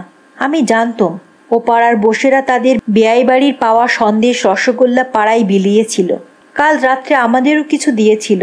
শাশুড়ি ঘরে ঢুকতেই বলে ফেললুম, কালকের খাবার কি কিছুই ছিল না মা? তিনি একেবারে আকাশ থেকে পড়লেন যেন। বললেন, খাবার আবার কোথায় দেখলে গো বৌমা? আমি বললুম, সেই যে বসেরা দিয়ে গিয়েছিল। তিনি বললেন, ও মা, সে আবার কটা যে? আজ সকাল পর্যন্ত থাকবে না কি গো? সে তো কালই শেষ হয়ে গেছে। বললুম, তা ঘরেই কিছু তৈরি করে দেওয়া যেত না মা? শাশুড়ি বললেন, বেশ তো বৌমা, তাই কেন দিলে না? তুমি তো ঘরেই বসে সমস্তটি শুনছিলে বাছা। চুপ করে রইলুম। আমার কী বা বলবার ছিল? স্বামীর প্রতি আমার ভালোবাসার টান তো আর বাড়িতে কারো অজানা নয়। চুপ করে রইলুম সত্যি, কিন্তু ভেতরের মনটা আমার জ্বলতেই লাগলো। দুপুরবেলা শাশুড়ি ডেকে খেতে বললেন, খাবে এসো বৌমা, ভাত বাড়া হয়েছে। বললুম, আমি এখন খাবো না, তোমরা খাওগে। আমার আজকের মনের ভাব শাশুড়ি লক্ষ্য করছিলেন। বললেন, খাবে না কেন শুনি? বললুম, এখন খিদে নেই। আমার মেজদা আমার চেয়ে বছর 4 বড় ছিলেন। রান্নাঘরের ভেতর থেকে ঠোকর দিয়ে বলে উঠলেন, বড় ঠাকুরের খাওয়া হয়নি তো, এজন্য দিদির খিদে পাচ্ছে না। শাশুড়ি বললেন, তাই নাকি বৌমা? বলি, এ তো নতুন ঢং শিখলে কোথায়? তিনি সত্যিই তো বলেছেন, মিথ্যা তো বলেননি। আমার পক্ষে ঢঙে বটে, তবু খোঁচা সইতে পারলুম না। জবাব দিয়ে বললুম, নতুন হবে কেন মা? তোমাদের সময় কি এ রীতির প্রচলন ছিল না, ঠাকুরদের খাবার আগেই কি খেতে? তবু ভালো, ঘনশ্যামের এতদিনে কপাল ফিরল, বলে শাশুড়ি মুখখানা বিকৃত করে রান্নাঘরে গিয়ে ঢুকলেন। মেজজয়ের গলা কানে গেল। তিনি আমাকে শুনিয়েই বললেন, তখনই তো বলেছিলুম মা, বুড়ো শালিক পোষ মানবে না। রাগ করে ঘরে এসে শুয়ে পড়লুম বটে, কিন্তু এইবার সমস্ত জিনিসটা মনে মনে আলোচনা করে লজ্জায় যেন মাথা কাটা যেতে লাগলো। কেবলই মনে হতে লাগলো, তার খাওয়া হয়নি বলে খাইনি, তার কথা নিয়ে ঝগড়া করেছি। ফিরে এসে এসব যদি তার কানে যায়, ছি ছি, কি ভাববেন তিনি? আমার এতদিনের আচরণের সঙ্গে এ ব্যবহার কি মেলে? খাপছাড়া, নিতান্তই খাপছাড়া, যে নিজের লজ্জাতেই নিজে মরে যেতে লাগলুম। কিন্তু বাঁচলুম। ফিরে এলে এ কথা কেউ তাকে শোনালে না। সত্যিই বাঁচলুম, এর এক বিন্দু মিছে নয়। কিন্তু আচ্ছা, একটা কথা যদি বলি, তোমরা বিশ্বাস করতে পারবে কিনা জানি না। যদি বলি, সে রাত্রে পরিক্লান্ত স্বামী শয্যার উপর ঘুমিয়ে রইলেন, আর নিচে যতক্ষণ না আমার ঘুম এলো ততক্ষণ ফিরে ফিরে কেবলই স্বাদ হতে লাগলো। কেউ যদি কথাটা ওর কানে তুলে দিত, অভুক্ত স্বামীকে ফেলে আজ আমি কিচ্ছু খাইনি, কিছুই মুখে তুলতে পারিনি, এই নিয়ে ঝগড়া করেছি, তবু মুখ বুজিয়ে অন্যায় সহ্য করতে পারিনি, কথাটা তোমাদের বিশ্বাস হবে কি? না হলে দোষ দেব না, আর যদি বিশ্বাস হয় তাহলে বহুভাগ্য বলে মানব। আজ আমার স্বামীর মতো বড় তো ব্রহ্মাণ্ডে আর কিছুই নেই আমার কাছে। তার নাম নিয়ে বলছি, মানুষের মন পদার্থটার যেন অন্ত নেই, সেদিন তার আভাস পেয়েছিলুম। এত বড় পাপিষ্ঠার মনের মধ্যেও এমন দুটো উল্টো স্রোত একসঙ্গে বয়ে যাবার স্থান করতে পারে দেখে তখন অবাক হয়ে গিয়েছিলুম। মনে মনে বলতে লাগলুম, এ যে বড় লজ্জার কথা, নইলে এক্ষুনি ঘুম থেকে জাগিয়ে বলে দিতুম। শুধু সৃষ্টি ছাড়া ভালো মানুষ হলেই হয় না, কর্তব্য করতেও শেখা দরকার। যে স্ত্রীর প্রতি এক বিন্দু খবর নেও না, সে তোমার জন্য কি করছে একবার চোখ মেলে দেখো। হারে পোড়া কপাল! সূর্য দেবতাকে আলো ধরে পথ দেখাতে, তাই বলি, হতভাগীর স্পর্ধার কি আর আদি অন্ত দাওনি ভগবান? গরমের জন্যে কিনা বলতে পারিনে, কদিন ধরে প্রায়ই মাথা ধরছিল। দিন পাঁচেক পরে অনেক রাত্রি পর্যন্ত ছটফট করে কখন একটু ঘুমিয়ে পড়েছিলুম। ঘুমের মধ্যেই মনে হচ্ছিল কে পাশে বসে ধীরে ধীরে পাখার বাতাস করছে। একবার ঠক করে গায়ে পাখাটা ঠেকে যেতেই সাথে সাথে যেন ঘুম ভেঙে গেল আমার। ঘরে আলো জ্বলছিল, চেয়ে দেখলুম স্বামী রাত জেগে বসে পাখার বাতাস করে আমাকে ঘুম পাড়াচ্ছেন। হাত দিয়ে পাখাটা ধরে ফেলে বললুম, এ কি করছো? তিনি বললেন, কথা কইতে হবে না, ঘুমোও, জেগে থাকলে মাথা ধরা ছাড়বে না। আমি বললুম, আমার মাথা ধরেছে, কে বলেছে তোমায়? তিনি একটু হেসে জবাব দিলেন, কেউ বলেনি, আমি হাত গুনতে জানি, কারো মাথা ধরলেই টের পাই। বললুম, তাহলে অন্যদিনও পেয়েছো বলো? মাথা তো শুধু আমার আজই ধরেনি। তিনি আবার একটু হেসে বললেন, রোজই পেয়েছি, কিন্তু এখন একটু ঘুমোবে নাকি শুধু কথাই কইবে? বললুম, মাথা ধরা আমার ছেড়ে গেছে, আর ঘুমোবো না। তিনি বললেন, তবে সবুর করো, ওষুধটা তোমার কপালে লাগিয়ে দিই। বলে উঠে গিয়ে কি একটা নিয়ে এসে ধীরে ধীরে আমার কপালে ঘষে দিতে লাগলেন। আমি ঠিক ইচ্ছে করেই যে করলুম তা নয়, কিন্তু আমার ডান হাতটা কেমন করে তার কোলের উপর গিয়ে পড়তেই তিনি একটা হাত দিয়ে সেটা ধরে রাখলেন। হয়তো একবার একটু জোর করেও ছিলুম, কিন্তু জোর আপনিই কোথায় মিলিয়ে গেল। দুরন্ত ছেলেকে মা যখন কোলে টেনে নিয়ে জোর করে ধরে রাখার চেষ্টা করেন, তখন বাইরে থেকে হয়তো সেটাকে একটুখানি অত্যাচারের মতোও দেখায়, কিন্তু সে অত্যাচারের মধ্যে শিশুর ঘুমিয়ে পড়তে বাধ্য হতে হয়। বাইরের লোক যাই বলুক, শিশু বোঝে ওটাই তার সবচেয়ে নিরাপদ স্থান। আমার এই জড়পিণ্ড হাতটাও বোধ করি সেই জ্ঞানই হয়েছিল, নইলে কি করে সে টের পেলে? নিশ্চিন্ত নির্ভয়ে পড়ে থাকবার এমন আশ্রয় তার আর নেই। তারপর তিনি আস্তে আস্তে আমার কপালে হাত বুলাতে লাগলেন। আমি চুপ করে পড়ে রইলুম। আমি এর বেশি আর বলবো না। আমার সেই প্রথম রাত্রির আনন্দ স্মৃতি, সে আমার, একেবারে আমারই থাক। কিন্তু আমি তো জানতুম ভালোবাসার যা কিছু সে আমি শিখে এবং শেষ করে দিয়ে শ্বশুরবাড়ি এসেছি। কিন্তু সে কথা যে ডাঙায় হাত পা ছুঁড়ে সাঁতার শেখার মতো ভুল শেখা, সেই সোজা কথাটা সেদিন আমি টের পেলাম। স্বামীর কোলের উপর থেকে আমার হাতখানা যে তার সর্বাঙ্গ দিয়ে শোষণ করে এই কথাটাই আমার বুকের ভিতর পৌঁছে দেবার মতো চেষ্টা করেছিল, এই কথাটাই যদি সেদিন আমার কাছে ধরা পড়ত। সকালে ঘুম ভেঙে দেখলুম স্বামী ঘরে নেই, কখন উঠে গেছেন। হঠাৎ মনে হলো স্বপ্ন দেখিনি তো, কিন্তু চেয়ে দেখি সেই ওষুধের শিশিটা তখনও শিয়রের পাশে পড়ে আছে। কি যেন মনে হলো, সেটা বারবার মাথায় ঠেকিয়ে তবেই কুলুঙ্গিতে রেখে চলে এলুম।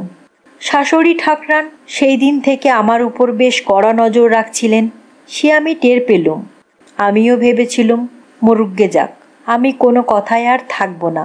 তাছাড়া দুদিন আসতে না আসতেই স্বামীর খাওয়া পড়া নিয়ে ঝগড়া, ছি, লোকে শুনলে কি বলবে?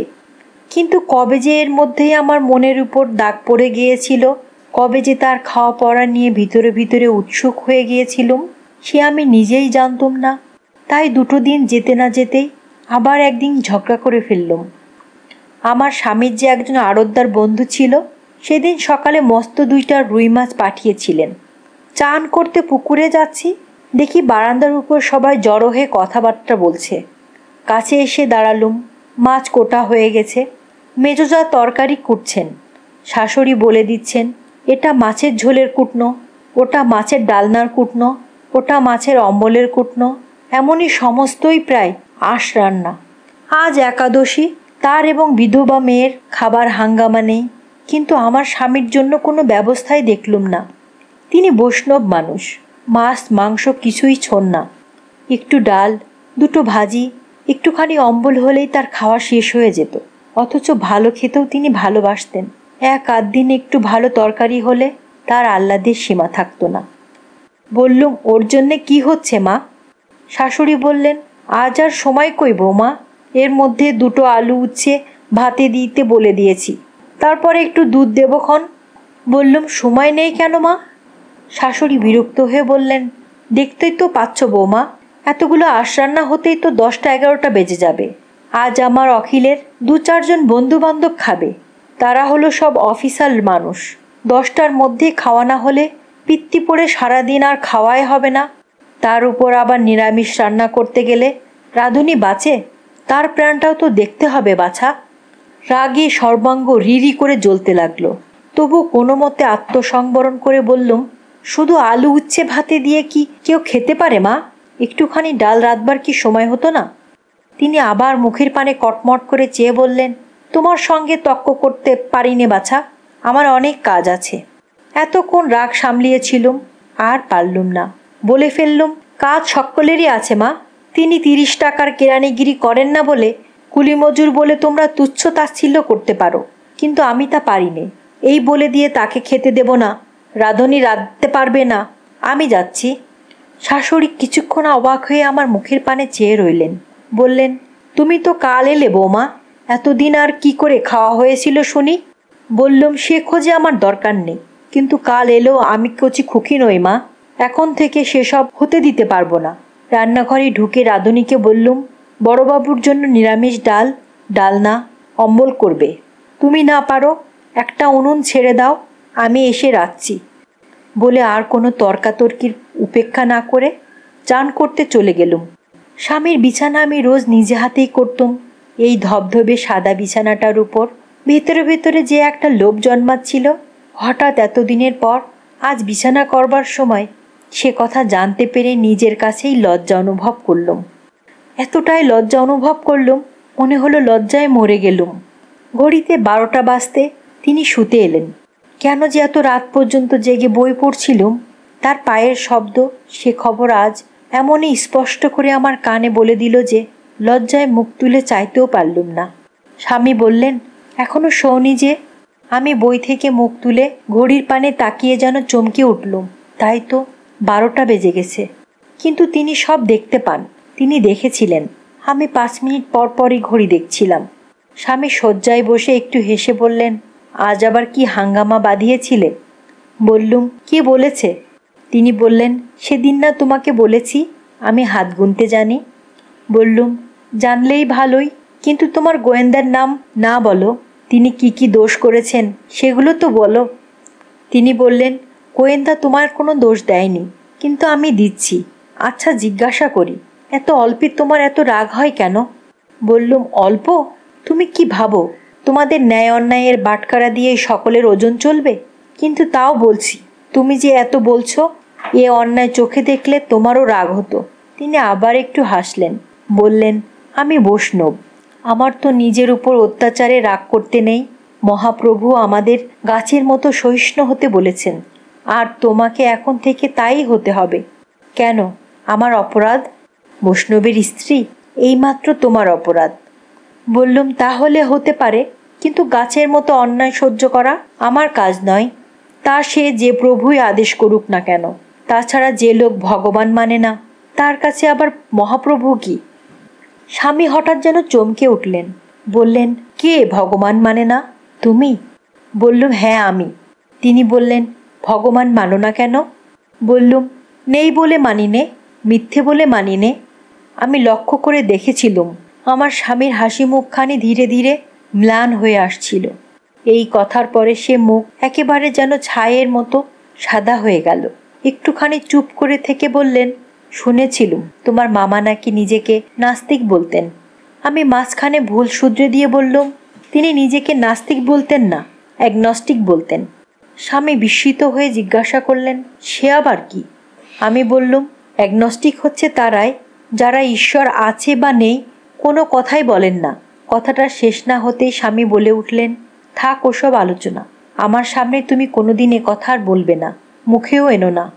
তবু তর্ক করতে যাচ্ছিলুম, কিন্তু হঠাৎ তার মুখ পানে চেয়ে আর আমার মুখের কথা কিছুতেই বের হলো না, জোগালোই না।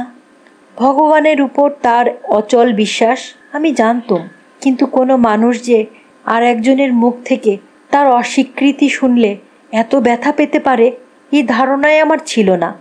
এই নিয়ে মামার বসবার ঘরে অনেক তর্ক নিজেও করেছি, অপরকেও করতে শুনেছি। রাগারাগি হয়ে যেতে বহুবার দেখেছি, কিন্তু এমন বেদনায় বিবর্ণ হয়ে যেতে কাউকে দেখিনি। আমি নিজেও ব্যথা বড় কম পেলুম না, কিন্তু কোনো তর্ক না করে এভাবে আমার মুখ বন্ধ করে দেওয়ার অপমানে আমার মাথা হেট হয়ে গেল। কিন্তু ভাবি, আমার অপমানের পালাটা ওর উপর দিয়েই কেন সেদিন শেষ হলো না? যে মাদুরটা পেতে আমি নিচে শুতুম সেটা ঘরের কোণে গোটানো থাকতো, আজ কে যেন সরিয়ে রেখেছে, চোখে পড়ল না। খুঁজে পাচ্ছি না দেখে তিনি নিজে বিছানা থেকে একটা তোষক তুলে বললেন, আজ এইটে পেতেছো, এত রাতে কোথা খুঁজে বেড়াবে? তার কণ্ঠস্বরে বিদ্রুপ ব্যঙ্গের লেশমাত্র ছিল না, তবুও কথাটা যেন অপমানের শুল হয়ে আমার বুকে বিঁধল। রোজ তো আমি নিচেই শুই, সামান্য একখানা মাদুর পেতে যেমন তেমনভাবে রাত্রি যাপন করাটাই তো ছিল আমার সবচেয়ে বড় গর্ব। কিন্তু স্বামীর ছোট্ট দুটি কথায় সে আজ আমার সেই গর্ব ঠিক তত বড় লাঞ্ছনায় রূপান্তরিত হয়ে দেখা দেবে, একে ভেবেছিল। অন্যত্র শোবার উপকরণ স্বামীর হাত থেকেই হাত পেতে নিলুম, কিন্তু শোভা মাত্রই কান্নার ঢেউ যেন আমার গলা পর্যন্ত ফনিয়ে উঠল। জানি নে তিনি শুনতে পেয়েছিলেন কি না। সকাল হতে না হতেই তাড়াতাড়ি বিছানা তুলে ঘর থেকে পালাবার চেষ্টা করছি। তিনি ডেকে বললেন, আজ এত ভোরে উঠলে যে? বললুম, ঘুম ভেঙে গেল, তাই বাইরে যাচ্ছি। বললেন, একটা কথা আমার শুনবে? রাগে অভিমানে সর্বাঙ্গ ভরে গেল আমার। বললুম, তোমার কথা কি আমি শুনিনি? আমার মুখ পানে চেয়ে তিনি একটু হেসে বললেন, শোনো। আচ্ছা তাহলে কাছে এসে বলো। আমি তো কালাই নই, এখানে দাঁড়িয়েই শুনতে পাবো। পাবে না গো, পাবে না বলেই হঠাৎ তিনি সম্মুখে ঝুঁকে পড়ে আমার হাতটা ধরে ফেললেন। আমি জোর করে ছাড়াতে গেলুম, কিন্তু তার সঙ্গে পারবো কেন? একেবারে বুকের কাছে টেনে নিয়ে হাত দিয়ে জোর করে আমার মুখ তুলে ধরে বললেন, যারা ভগবান মানে তারা কি বলে জানো? তারা বলে স্বামীর কাছে কিছুতেই মিথ্যে বলতে নেই। আমি বললুম, কিন্তু যারা ভগবান মানে না তারা কি বলে? কারো কাছে মিথ্যে বলতে নেই। স্বামী হেসে বললেন, তা বটে, কিন্তু তাই যদি হয়, এত বড় মিথ্যে কথাটা কাল কি করে মুখে আনলে বলো তো? কি করে বললে ভগবান তুমি মানো না? হঠাৎ মনে হলো, এত আশা করে কেউ বুঝি কখনো কারো সঙ্গে কথা কয়নি। তাই বলতে মুখে বাঁধতে লাগলো, কিন্তু তবুও পোড়া অহংকার গেল না। বলে ফেললুম, ভগবান মানি বললেই বুঝি সত্য কথা বলা হতো? আমাকে আটকে রাখলে কেন? আর কোনো কথা আছে? তিনি ম্লান মুখে আস্তে আস্তে বললেন, আর একটা কথা, মায়ের কাছে আজ মাপ চেও। আমার সর্বাঙ্গ রাগে জ্বলে উঠল। বললুম, মাপ চাওয়াটা কি ছেলে খেলা? না, তার কোনো অর্থ আছে। স্বামী বললেন, অর্থ তার এই যে সেটা তোমার কর্তব্য। বললুম, তোমাদের ভগবান বুঝি বলেন সে নিরপরাধ, সে গিয়ে অপরাধীর নিকট ক্ষমা চেয়ে কর্তব্য করুক? স্বামী আমাকে ছেড়ে দিয়ে আমার মুখের পানে খানিকক্ষণ চুপ করে চেয়ে রইলেন। তারপরে ধীরে ধীরে বললেন, ভগবানের নাম নিয়ে তামাশা করতে নেই। এ কথা ভবিষ্যতে কোনো দিন আর যেন মনে না করিয়ে দিতে হয়। আমি তর্ক করতে ভালোবাসি নে। মায়ের কাছে মাপ চাইতে না পারো, তার সঙ্গে আর কোনো বিবাদ করতে যেও না। বললুম, কেন? শুনতে পাইনে? তিনি বললেন, না, নিষেধ করা আমার কর্তব্য, তাই নিষেধ করে দিলুম। তাই বলে তিনি বাইরে যাবার জন্য উঠে দাঁড়ালেন। আমি আর সইতে পারলুম না। বললুম, কর্তব্য জ্ঞানটা তোমাদের যদি এত বেশি, সে কি আর কারো নেই? আমিও তো মানুষ, বাড়ির মধ্যে আমারও তো একটা কর্তব্য আছে। তা যদি তোমাদের ভালো না লাগে, আমাকে বাপের বাড়ি পাঠিয়ে দাও, থাকলেই বিবাদ হবে, এই নিশ্চয় বলে দিচ্ছি। তিনি ফিরে দাঁড়িয়ে বললেন, তাহলে গুরুজনের সঙ্গে বিবাদ করাই বুঝি তোমার কর্তব্য? সে যদি হয়, যেদিন ইচ্ছে বাপের বাড়ি যেও, আমার কোনো আপত্তি নেই। স্বামী চলে গেলেন। আমি সেখানেই ধপ করে বসে পড়লুম। মুখ দিয়ে শুধু আবার বার হলো, হায় রে, যার জন্য করি চুরি সেই বলে চোর। সমস্ত সকালটা যে আমার কি করে কাটলো সে আমিই জানি। কিন্তু দুপুরবেলা স্বামীর মুখ থেকেই যে কথা শুনলুম তাতে বিস্ময়ের আর অবধি রইল না। খেতে বসিয়ে শাশুড়ি বললেন, কাল তোমাকে বলিনি বাছা, কিন্তু এ বউ নিয়ে তো আমি আর ঘর করতে পারি নে ঘনশ্যাম। কালকের কাণ্ড তো শুনেছ। স্বামী বললেন, শুনেছি মা। শাশুড়ি বললেন, তাহলে যা হোক একটা কোনো কিছু ব্যবস্থা করো। স্বামী একটুখানি হেসে বললেন, ব্যবস্থা করার মালিক তো তুমি নিজেই মা। শাশুড়ি বললেন, তা কি আর পারি নে বাছা? একদিনেই পারি। এত বড় ধাড়ি মেয়ে, আমারও তো বিয়ে দিতেই ইচ্ছে ছিল না। স্বামী বললেন, সে কথা ভেবে আর লাভ কি মা? আর ভালো মন্দ যাই হোক, বাড়ির বড় বউকে তো আর ফেলতে পারবে না। ও চাই আমি একটু ভালো খাই দাই। ভালো, সে ব্যবস্থাই কেন করে দাও না মা। শাশুড়ি বললেন, অবাক করলি ঘনশ্যাম? আমি কি ভালো মন্দ খেতে দিতে জানি না তোকে, যে আজ এসে আমাকে শেখাতে আসছিস? আর তোমারই বা দোষ কি বাবা? এত বড় বউ যেদিন এসেছে সেই দিনই জানতে পেরেছি সংসার এবার ভাঙল। তা বাছা, আমার গিন্নিপনায় আর যদি না চলে, ওর হাতে না হয় ভাড়া ঘরের চাবি দিয়ে দিচ্ছি। কই গা বড় বউ, বেরিয়ে এসো গো, চাবি নিয়ে যাও বলে শাশুড়ি ঝনাত করে চাবির গোছাটা রান্নাঘরের দাওয়ার উপর ফেলে দিলেন। স্বামী আর একটি কথাও কইলেন না।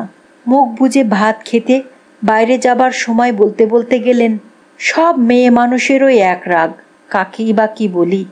আমার বুকের মধ্যে যেন আহ্লাদের জোয়ার ডেকে উঠল। আমি যে কেন ঝগড়া করেছি তা উনি জানতে পেরেছেন, এই কথাটা কতবার মুখে আবৃত্তি করে সহস্র রকমের মনের মধ্যে অনুভব করতে অনেক সুখ অনুভব করছিলুম। সকালের সমস্ত ব্যথা আমার মন থেকে ধুয়ে মুছে সাফ হয়ে গেল। এখন কতবার মনে হচ্ছে ছোটবেলা থেকে কাজের অকাজের কত বই পড়ে কত কথাই শিখেছিলুম, কিন্তু এ কথাটা কোথাও যদি শিখতে পেতুম। পৃথিবীতে তুচ্ছ একটি কথা গুছিয়ে না বলবার দোষে, ছোট একটি কথা মুখ ফুটে না বলবার অপরাধে কত শত ঘর সংসারই না ছারখার হয়ে যায়।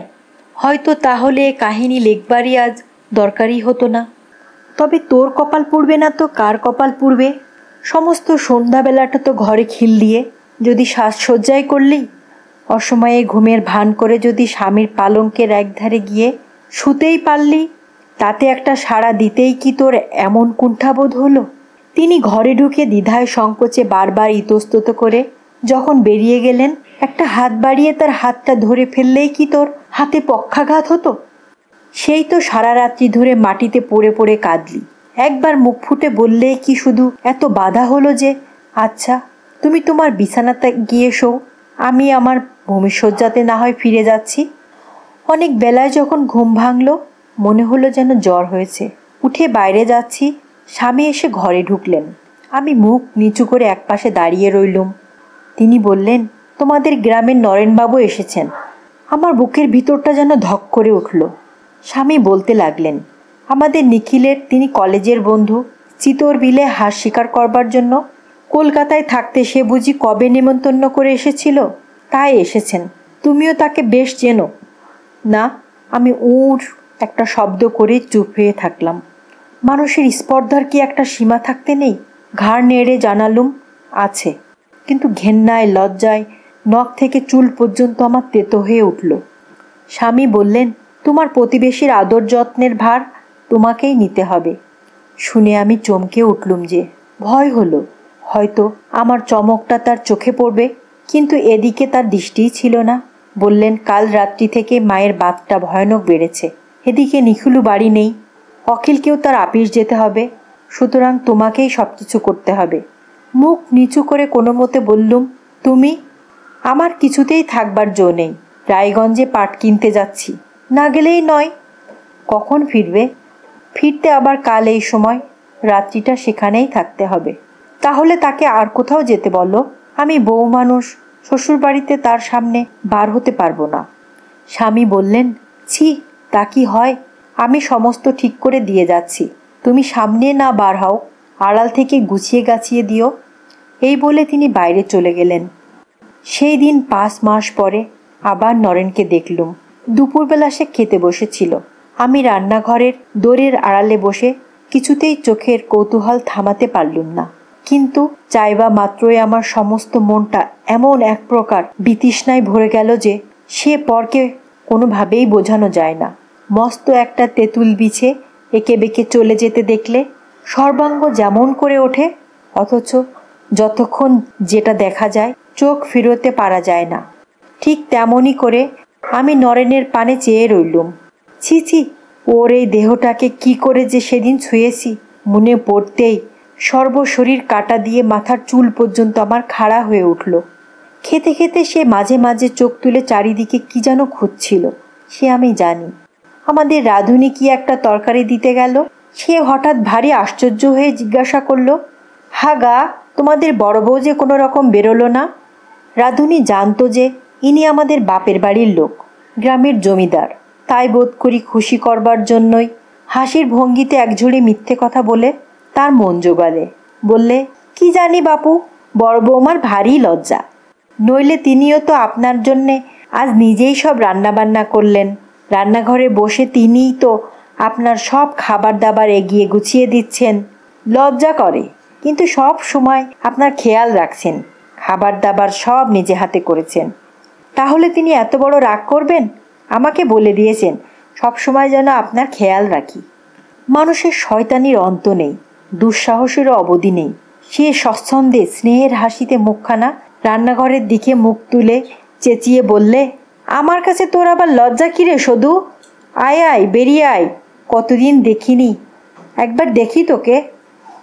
কাঠ হয়ে সেই দরজা ধরে দাঁড়িয়ে রইলুম। আমার মেজোজাও রান্নাঘরে ছিল। ঠাট্টা করে বললে, দিদি সবটাতেই বাড়াবাড়ি, পাড়ার লোক, ভাইয়ের মতো, বিয়ের দিন পর্যন্ত সামনে বেরিয়েছ, কথা কয়েছ, আর আজই যত লজ্জা, একবার দেখা দিলে কথা কলে কি এমন ক্ষতি হয় শুনি? এর জবাব তখনই দেয়া গেল না। বেলা তখন 2-2:30। বাড়ির সবাই যে যার ঘরে ঘুমোচ্ছে, শুয়ে বিশ্রাম করছে। চাকরটা এসে বাইরে থেকে বলল, বাবু পান চাইলেন মা? কে বাবু? নরেন বাবু। তিনি শিকার করতে যাননি? কই না, বৈঠকখানায় শুয়ে আছেন যে।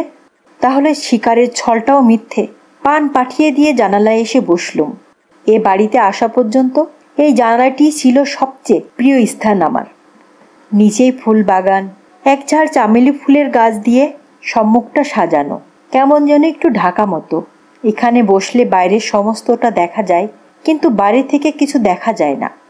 আমি মানুষের এই বড় একটা অদ্ভুত কাণ্ড দেখি যে বিপদটা হঠাৎ তার ঘাড়ে এসে পড়ে তাকে একান্ত অস্থির ও উদ্বিগ্ন করে দিয়ে যায়। অনেক সময় সে তাকে একপাশে ঠেলে দিয়ে একটা তুচ্ছ কথা নিয়ে চিন্তা করতে বসে যায়। বাইরে পান পাঠিয়ে দিয়ে আমি নরেনের কথাই বসে ভাবতেছিলুম, এটা সত্যি। কিন্তু কখন কোন ফাঁকে যে আমার স্বামী এসে আমার সমস্ত মন জুড়ে বসে গিয়েছিলেন সে আমি টেরও পাইনি। আমার স্বামীকে আমি যত দেখছিলুম ততই আশ্চর্য হয়ে যাচ্ছিলুম। সবচেয়ে আশ্চর্য হলুম তার ক্ষমা করবার ক্ষমতা দেখে।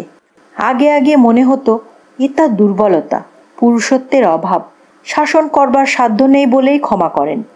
কিন্তু যত দিন যাচ্ছিল ততই টের পাচ্ছিলুম তিনি যেমন বুদ্ধিমান তেমনই দৃঢ়।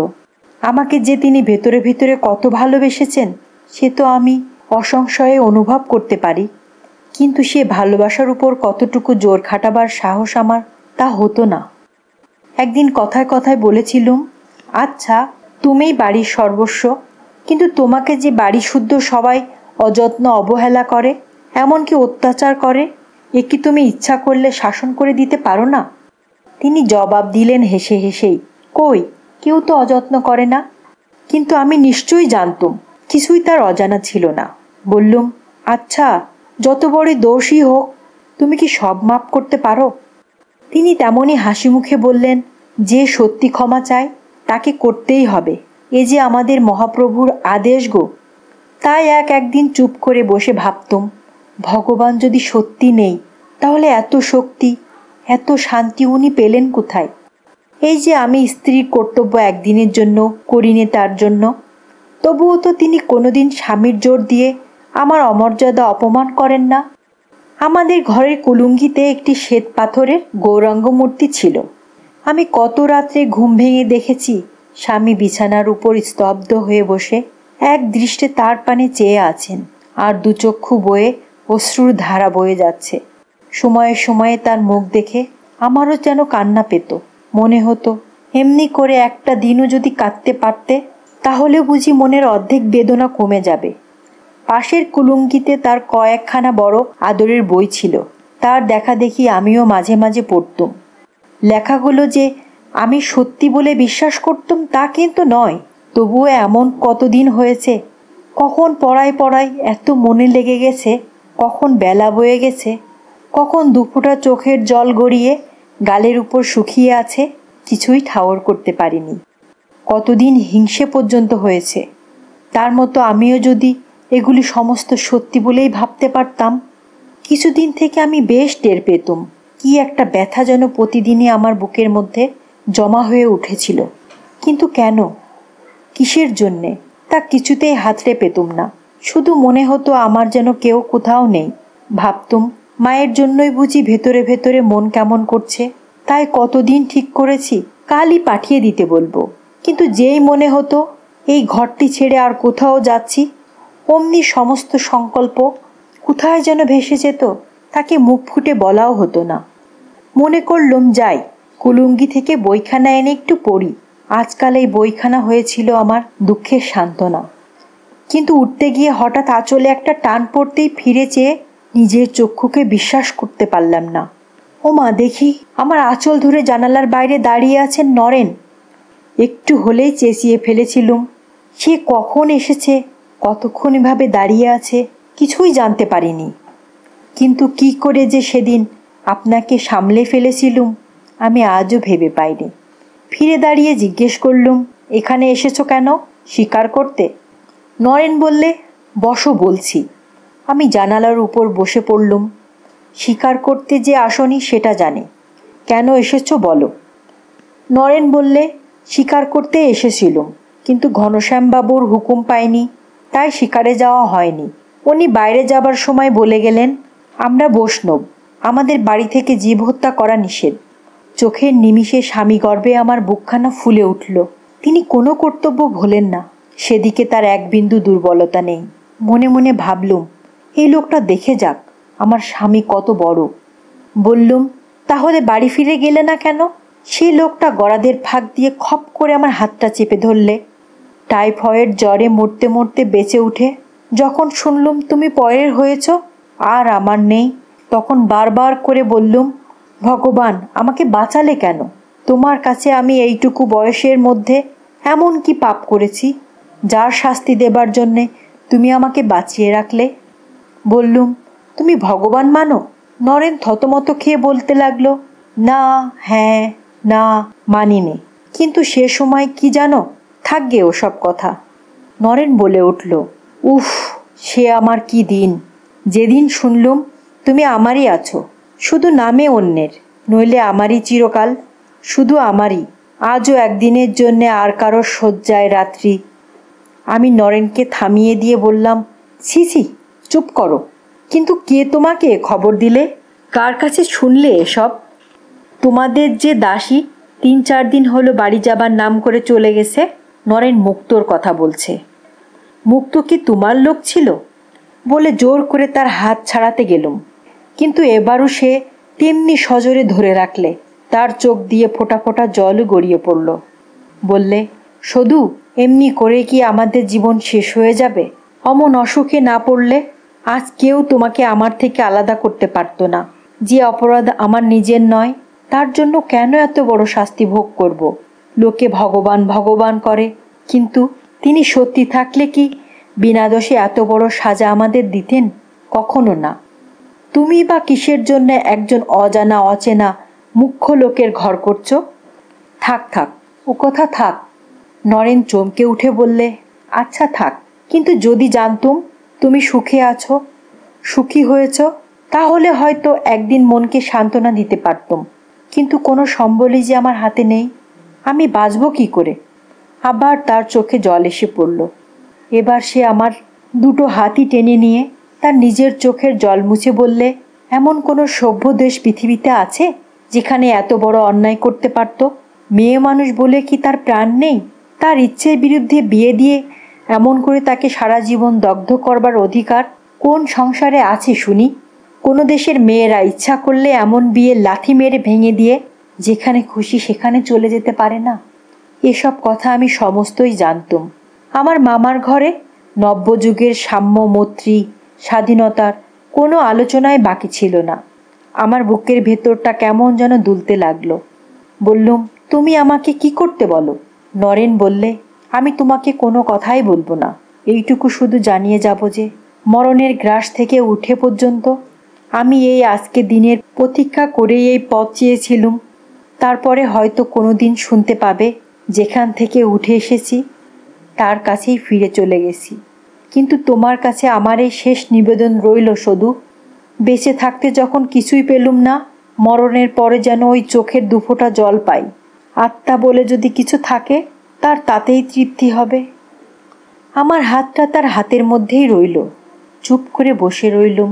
এখন ভাবি, সেদিন যদি ঘুণাক্ষরেও জানতুম মানুষের মনের দাম এই, একেবারে উল্টো ধারায় বইয়ে দিতে এইটুকু মাত্র সময় লাগে, এইটুকু মাত্র মাল মশল্লার প্রয়োজন হয়, তাহলে যেমন করেই হোক সেদিন তার হাত ছাড়িয়ে নিয়ে জানালা বন্ধ করে দিতুম। কিছুতেই তার একটা কথাও কানে ঢুকতে দিতুম না। কটা কথা, কটা চোখের জলই বা তার খরচ হয়েছিল সেদিন। নদীর প্রচণ্ড স্রোতে পাতা শুদ্ধ স্বর্গাত যেমন কাঁপতে থাকে, তেমনি করে আমার সমগ্র দেহটা কাঁপতে লাগলো। মনে হতে লাগলো নরেন যেন কোনো অদ্ভুত কৌশলে আমার 5 আঙুলের ভিতর দিয়ে 500 বিদ্যুতের ধারা আমার সর্বাঙ্গে বইয়ে দিয়ে আমার পায়ের নখ থেকে চুলের ডগা পর্যন্ত অবশ করে আনছে। সেদিন মাঝখানে সেই লোহার গরাদগুলো যদি না থাকতো, সে যদি আমাকে টেনে তুলে নিয়ে পালিয়েও যেত, হয়তো আমি একবারও চেঁচাতে পারতুম না, ওগো কে কোথায় আছো, আমাকে রক্ষে করো। দুজনে কতক্ষণ এমন স্তব্ধ হয়ে দাঁড়িয়েছিলুম জানিই নে। সে হঠাৎ বলে উঠল, সদু। কেন? তুমি তো বেশ জানো আমাদের মিথ্যে শাস্ত্রগুলো শুধু মেয়ে মানুষকে বেঁধে রাখবার শেকল মাত্র।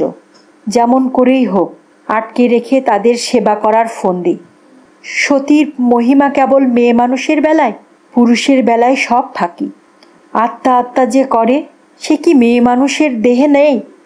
তার কি স্বাধীন সত্তা নেই? সে কি শুধু এসেছিল পুরুষের সেবাদাসী হবার জন্যে? বৌমা, বলি কথা তোমাদের শেষ হলো না বাছা? মাথার উপর বাজ ভেঙে পড়লেও বোধ করি মানুষের এমন করে চমকে ওঠে না। আমরা দুজনে যেমন করে চমকে উঠলুম।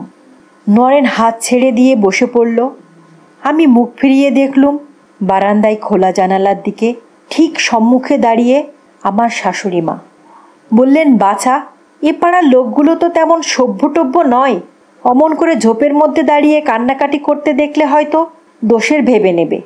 বলি, বাবুটিকে ঘরে ডেকে পাঠালেই তো দেখতে শুনতে সব দিক থেকে মানানসই হতো। কি জবাব যে দিতে পারতুম তা আমি জানি নে, কিন্তু মুখের মধ্যে জিভটা আমার আড়ষ্ট হয়ে রইল। একটা কথাও ফুটল না। তিনি একটুখানি হেসে বললেন, বলতে পারি নে বাছা, শুধু ভেবেই মরি বৌমাটি কেন আমার এত কষ্ট সয়ে মাটিতে শুয়ে থাকেন। তা বেশ, বাবুটি নাকি দুপুরবেলা চা খান, চা তৈরিও হয়েছে। একবার মুখ বাড়িয়ে জিজ্ঞাসা করো দেখি বৌমা, চায়ের পিয়ালাটা বৈঠকখানায় পাঠিয়ে দেব, নাকি উনি বাগানে জানালার ধারে দাঁড়িয়েই খাবেন? উঠে দাঁড়িয়ে প্রবল চেষ্টায় তবে কথা কইতে পারলুম।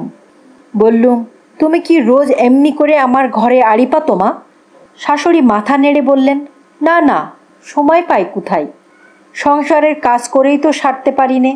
এই দেখো না বাছা, বাতে মরছি, তবু চা তৈরি করতে রান্নাঘরে ঢুকতে হয়েছিল, তাই এ ঘরেই না হয় পাঠিয়ে দিচ্ছি।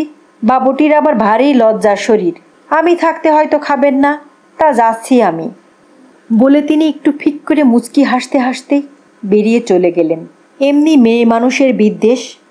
প্রতিশোধ নেবার বেলায় শাশুড়ি বধূর মান্য কোনো উঁচু নিচুর ব্যবধান কেউই রাখলেন না। সেইখানেই মেঝের উপর চোখ বুজে পড়ে রইলুম। সর্বাঙ্গ বয়ে ঝরঝর করে ঘাম দিতে থাকলো, যেন মাটিটা ভিজে গেল।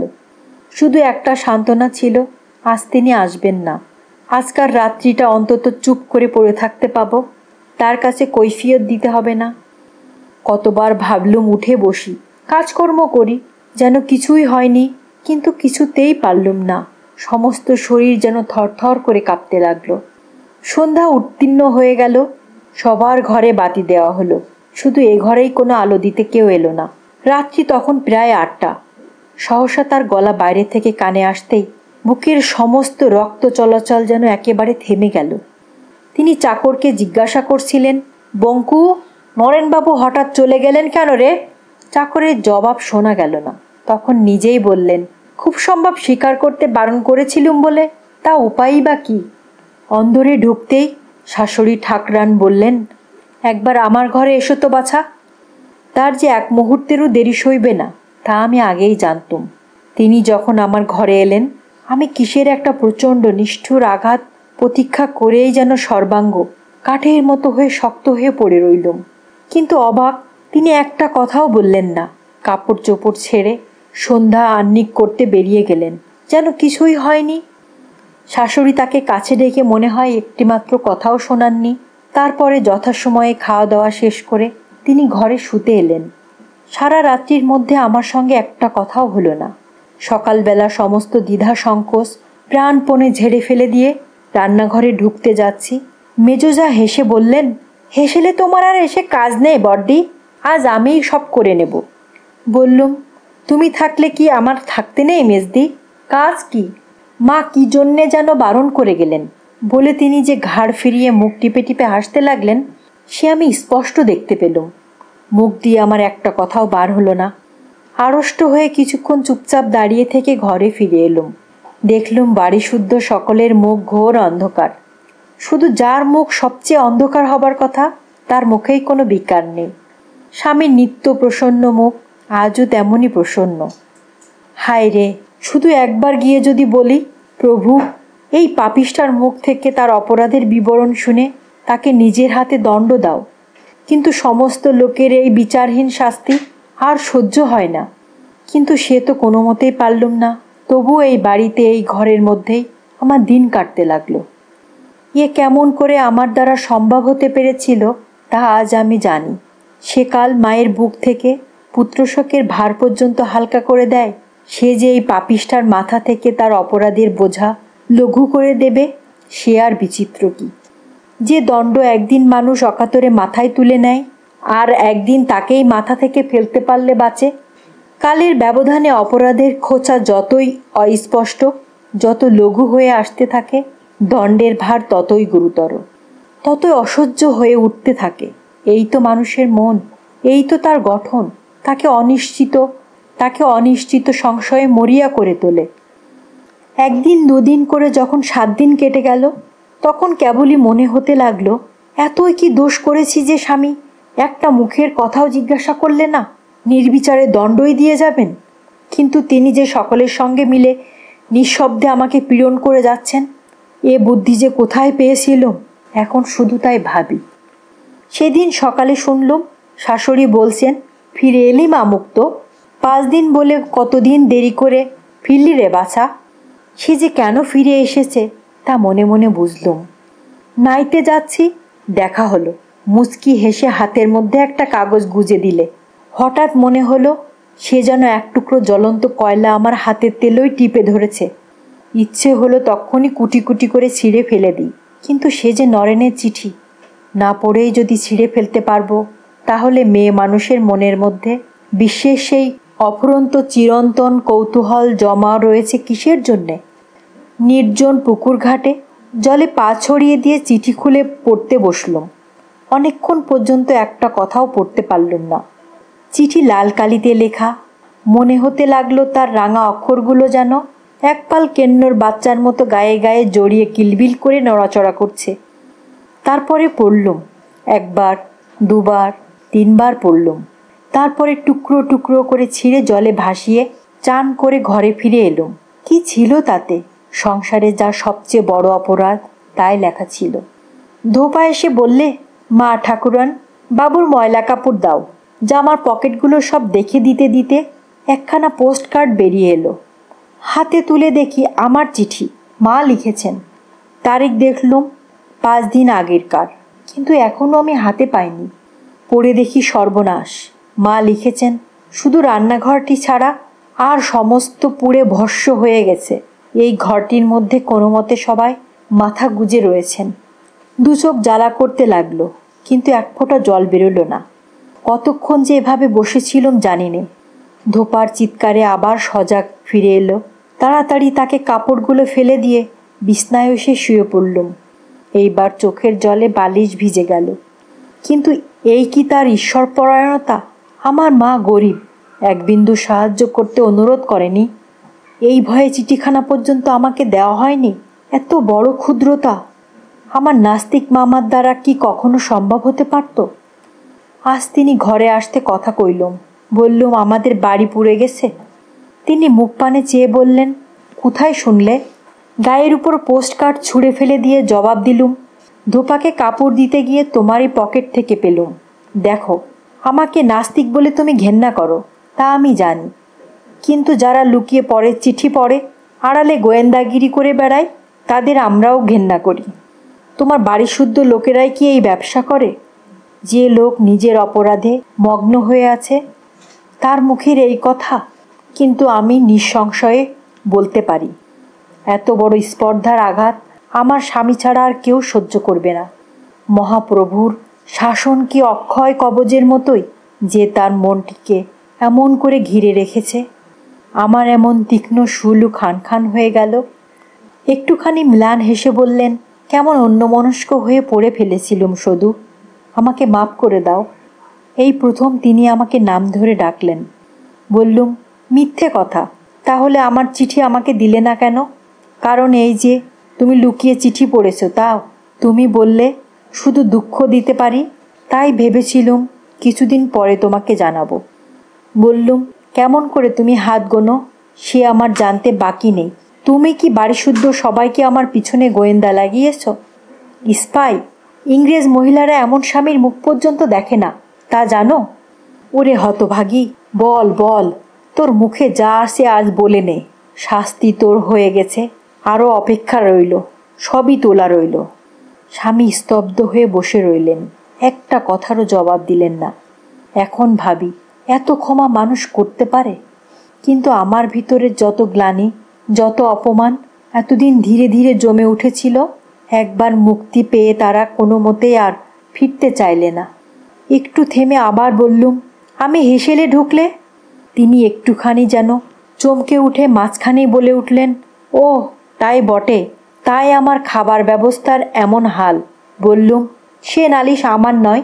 বাঙালির ঘরে জন্মেছি বলেই যে তোমরা খুঁচে খুঁচে আমাকে তিল তিল করে মারবে, সে অধিকার আমি তোমাদের কোনোদিনই দেব না, তা নিশ্চয়ই জানো। আমার মামার বাড়িতে রান্নাঘরটা এখনো বাকি আছে, আমি তার মধ্যেই আবার ফিরে যাব। কালই আমি যাচ্ছি। স্বামী অনেকক্ষণ চুপ করে বসে থেকে বললেন, যাওয়াই উচিত বটে, কিন্তু তোমার গয়নাগুলো রেখে যেও। শুনে অবাক হয়ে গেলুম, এত হীন, এত নীচ, এত ছোট স্বামীর স্ত্রী আমি। পোড়া মুখে হঠাৎ হাসি এলো। বললুম, সেগুলো কেড়ে নিতে চাও তো? বেশ, আমি রেখেই যাব। প্রদীপের ক্ষীণ আলোতে স্পষ্ট দেখতে পেলুম তার মুখখানি যেন সাদা হয়ে গেল। বললেন, না না, তোমার কিছু গয়না আমি ভিক্ষে চাচ্ছি। আমার টাকার বড় টানাটানি গো, তাই বাধা দেব। কিন্তু এমন পোড়া কপালি আমি যে ওর মুখ দেখেও কথাটা বিশ্বাস করতে পারলুম না। বললুম, বাধা দাও, বেচে ফেলো, যা ইচ্ছে করো, তোমাদের গয়নার উপর আমার এতটুকু লোভ নেই। বলে তখনই বাক্স খুলে আমার সমস্ত গয়না বিছানার উপর ছুঁড়ে দিতে লাগলুম। যে দুগাছি বালা মা দিয়েছিলেন, সেই দুটি বালা ছাড়া গা থেকে পর্যন্ত সমস্ত গয়না খুলে ফেলে দিলুম। তাতেও তৃপ্তি হলো না। বেনারসি কাপড়, জামা প্রভৃতি যা কিছু ছিল, যা কিছু আমি শ্বশুর বাড়ি থেকে পেয়েছিলুম, সমস্তই বার করে টান মেরে সবই ফেলে দিলুম খাটের উপর। স্বামী পাথরের মতো স্থির নির্বাক হয়ে বসে রইলেন। আমার ঘৃণার বিতৃষ্ণার সমস্ত মনটা এমনই বিষিয়ে উঠল যে এক ঘরের মধ্যে থাকাও অসহ্য হয়ে পড়ল। বেরিয়ে এসে অন্ধকার বারান্দায় একধারে আঁচল পেতে শুয়ে পড়লুম। মনে মনে ভাবলুম, দোরের আড়াল থেকে কে যেন বেরিয়ে গেল। কান্নায় বুক ফেটে যেতে লাগলো। তবু প্রাণপণে মুখে কাপড় গুজে দিয়ে মান বাঁচালুম। কখন ঘুমিয়ে পড়েছিলুম জানি নে। উঠে দেখি ভোর হয়। ঘরে গিয়ে দেখি বিছানা খালি। দু একখানা ছাড়া প্রায় সমস্ত গয়না নিয়ে তিনি কখন বেরিয়ে গেছেন। সারাদিন তিনি বাড়ি এলেন না। রাত্রি 12টা বেজে গেল, তার দেখা নেই। তন্দ্রার মধ্যেও বোধ করি সজাগ ছিলুম। রাত্রি 2টোর পর বাগানের দিকেই সেই জানালার গায়ে খটখট শব্দ শুনেই বুঝলুম এ নরেন। কেমন করে যেন আমি নিশ্চয়ই জানতুম আজ রাতে সে আসবে। স্বামী ঘরে নেই, এ খবর মুক্ত নিশ্চয়ই তাকে দিয়েছে। আর এ খবর পাওয়ার সাথে সাথে সে এই সুযোগ কোনো মতেই হাতছাড়া করবে না। কোথাও কাছাকাছি যে সে আছে, কেমন করে যেন আমি এই অমঙ্গলের অনুভব করেছিলুম। নরেন এত নিঃসংশয় ছিল যে সে অনায়াসে বললে, দেরি করো না, যেমন আছে তেমন বেরিয়ে এসো। মুক্ত খিড়কি খুলে দাঁড়িয়ে আছে। বাগান পার হয়ে রাস্তা দিয়ে অনেকখানি অন্ধকারে এগিয়ে গিয়ে গাড়িতে গিয়ে বসলুম।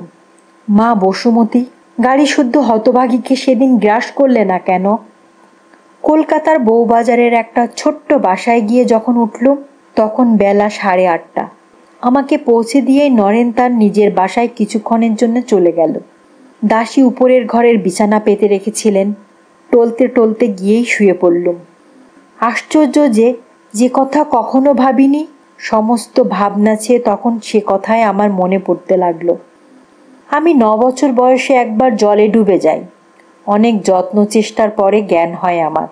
মায়ের হাত ধরে ঘরের বিছানায় গিয়ে শুয়ে পড়ি।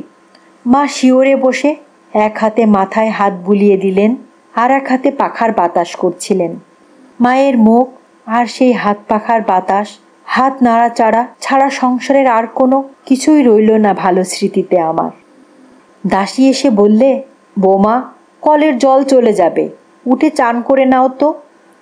চান করে এলুম। উড়ে বামুন ভাত দিয়ে গেল। মনে হয় কিছু খেয়েও ছিলুম, কিন্তু উঠতে না উঠতে সমস্ত বমি হয়ে গেল। তারপর হাত মুখ ধুয়ে নির্জীবের মতো বিছানায় এসে শুয়ে পড়লুম। শুয়ে পড়বা মাত্রই হয়তো ঘুমিয়েও পড়েছিলুম। স্বপ্ন দেখলুম স্বামীর সঙ্গে ঝগড়া করছি, তিনি তেমনই নীরবে বসে আছেন, আর আমি গায়ের গয়না খুলে তার গায়ে ছুঁড়ে ফেলছি। কিন্তু গয়নাগুলো আর ফুরোই না, আমার ছুঁড়ে ফেলাও থামে না। যত ফেলি ততই যে কোথা থেকে গয়না আমার গায়ে এসে ভরে যায়। হঠাৎ হাতের ভারী গয়নাটা ছুঁড়ে ফেলতেই সেটা সজোরে গিয়ে তার কপালে লাগলো। সঙ্গে সঙ্গে তিনি চোখ বুজে শুয়ে পড়লেন, আর সেই ফাটা কপাল থেকে রক্তের ধারা ফিনকি দিয়ে কড়িকাঠে গিয়ে ঠেকতে লাগলো। এমন করে কতক্ষণ যে কেটেছিল আর কতক্ষণ যে কাটতে পারত বলতে পারিনি। যখন ঘুম ভাঙল তখন চোখের জলে বালিশ বিছানা ভিজে গেছে। চোখ চেয়ে দেখি তখন অনেক বেলা হয়ে গেছে, আর নরেন পাশে বসে আমাকে ঠেলাঠেলি দিয়ে ঘুম ভাঙাচ্ছে। সে বললে, স্বপন দেখছিলে? ইস, এ হয়েছ কি বলে কোচার খুঁট দিয়ে আমার মুখ মুছিয়ে দিলে। স্বপন, এই মুহূর্তে মনটা যেন স্বস্তিতে ভরে গেল। চোখ রগড়ে উঠে বসে বললুম, সম্মুখেই মস্ত একটা কাগজে মোড়া পার্সেল। ও কি? তোমার জামা কাপড় সব কিনে আনলুম। তুমি কিনতে গেলে কেন? নরেন একটু হেসে বললে, আমি ছাড়া আর কে কিনবে? এত কান্না আমি আর কখনো কাঁদিনি। নরেন বললে, আচ্ছা, পা ছেড়ে দিয়ে উঠে বসো বোন, আমি দিব্যি করছি। আমরা এক মায়ের পেটের ভাই বোন। তোমাকে যতই ভালোবাসি নে কেন, তবু আমি আমার কাছ থেকে তোকে চিরকাল রক্ষে করব। চিরকাল না, তা হয় না। তার পায়ের উপর আমাকে তোমরা ফেলে দিয়ে চলে এসো নরেন্দা। আমার অদৃষ্টে যা হবার হোক। কাল সমস্ত রাত্রি তাকে চোখে দেখিনি, আজ আবার সমস্ত রাত্রি দেখব না। আমি তাকে না দেখে মরেই যাব। আমাকে ফিরিয়ে দিয়ে এসো ভাই। দাসী ঘরে প্রদীপ নিয়ে এলো। নরেন উঠে গিয়ে একটা মোড়ার উপর বসে পড়লে। মুক্তোর কাছে আমি সমস্ত শুনেছি, কিন্তু তাকে যদি এতই ভালোবাসতে কোনোদিন একসঙ্গে তো। তাড়াতাড়ি বলে ফেললুম, তুমি আমার বড় ভাই, ওসব কথা তোমাকে আর কইতে হবে না, আর আমাকেও তুমি আর জিজ্ঞেস করো না। নরেন অনেকক্ষণ চুপ করে বসে থেকে বললে, আমি আজই তোমাকে তোমাদের বাগানের কাছে রেখে আসতে পারি, কিন্তু তিনি কি তোমাকে নেবেন? তখন গ্রামের মধ্যে তোমার কি দুর্গতি হবে বলো তো? বুকের ভেতরটা কে যেন 2 হাতে পাকিয়ে মুছড়ে দিলে, কিন্তু তখনই নিজেকে সামলে নিয়ে বললুম, ঘরে নেবেন না সে জানি, কিন্তু তিনি যে আমাকে মাপ করবেন তাতে কোনো সন্দেহ নেই। যত বড় অপরাধী হোক, সত্যি সত্যি মাপ চাইলে তার না করবার জো নেই। এ যে আমি তার নিজ মুখেই শুনেছি ভাই। আমাকে তুমি তার পায়ের তলায় রেখে এসো না নরেন দাদা। ভগবান তোমাকে রাজ্যের সুখ এনে দিবে। আমি কায়নাতে এবং মনে তোমার কাছে বলছি। মনে করেছিলুম আমার চোখের জল ফেলবো না, কিন্তু কিছুতেই ধরে রাখতে পারলুম না। আবার ঝরঝর করে কাঁদতে লাগলুম। নরেন মিনিট খানিক চুপ করে থেকে বললে, সদু, তুমি কি সত্যিই ভগবান মানো? আজ চরম দুঃখে মুখ দিয়ে পরম সত্য বার হয়ে গেল। বললুম, মানি। তিনি বলেন, তিনি আছেন বলেই তো এত করেও ফিরে যেতে চাইছি, নইলে এইখানে গলায় দড়ি দিয়ে মরতুম নরেনদা। ফিরে যাবার কথা মুখে আনতুমই না। নরেন বললে, কিন্তু আমি তো মানি নে। তাড়াতাড়ি বলে ফেললুম, আমি বলছি, আমার মতো তুমিও একদিন নিশ্চয় মানবে, সে তখন বোঝা যাবে। বলে নরেন গম্ভীর মুখে বসে রইল। মনে মনে কি যেন ভাবতে ব্যাকুল হয়ে উঠল সে। আমার 1 মিনিট দেরি সইছিল না। বললুম, আমাকে কখন রেখে আসবে নরেন দাদা? নরেন মুখ তুলে ধীরে ধীরে বললে, সে কখনো তোমাকে নেবে না। সে চিন্তা কেন করছো ভাই? নিন না নিন সে তার ইচ্ছে, কিন্তু তিনি আমাকে ক্ষমা করবেন, আমি নিশ্চয় বলতে পারি। ক্ষমা না নিলে ক্ষমা করা না করা দুইই সমান। তখন তুমি কোথায় যাবে বলো তো? সমস্ত পাড়ার মধ্যে কত বড় একটা বিশ্রী হইচই গণ্ডগোল পড়ে যাবে, একবার ভেবে দেখেছ কি? ভয়ে কাঁদো কাঁদো হয়ে বললুম, সেই ভাবনা এতটুকু করো না নরেন দাদা, তখন তিনি আমার একটা উপায় করে দেবেন। নরেন আবার কিছুক্ষণ চুপ করে থেকে বললে, আর তোমারই না হয় একটা উপায় করবেন, কিন্তু আমার তো করবেন না। তখন এ কথার কি জবাব দেব ভেবে পেলুম না। বললুম, তাতেই বা তোমার ভয় কিসের? নরেন ম্লান মুখে জোর করে একটু হেসে বললে, ভয় এমন কিছু 7-5 নয়, হয়তো 8-10 বছরের জেল খাটতে হবে, এই আর কি। শেষকালে এমন কিছু করে তুমি আমাকে ডোবালে, জানলে আমি এই কাজে হাতই দিতুম না। মনের এতটুকু স্থিরতা নেই, এ কি ছেলে খেলা? আমি কেঁদে ফেলে বললুম, তবে আমার কি উপায় হবে ভাই? আমার সমস্ত অপরাধ তার পায়ে নিবেদন না করে তো আমি কিছুতেই বাঁচতে পারবো না।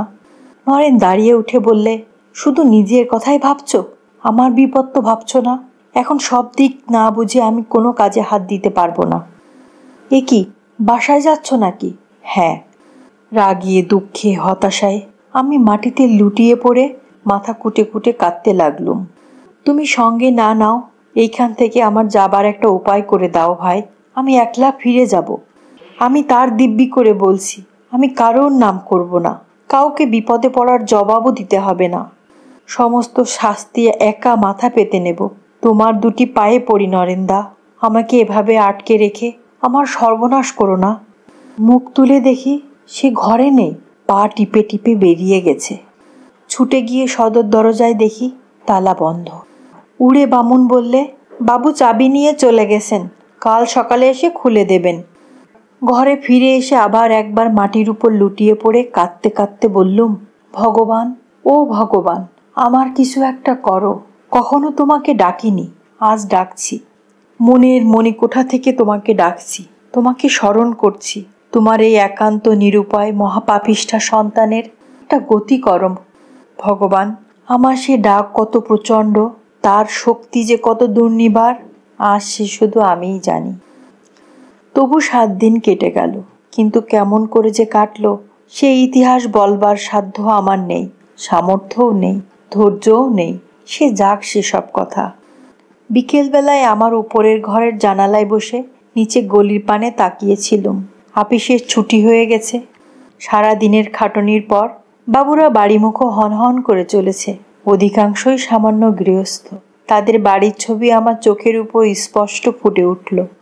বাড়ির মেয়েদের মধ্যে এখন সবচেয়ে কারা বেশি ব্যস্ত? জলখাবার সাজাতে, চা তৈরি করতে সবচেয়ে কারা বেশি ছোটাছুটি করে বেড়াচ্ছে? সেটা মনে হতেই বুকের ভেতরটা ধক করে উঠল।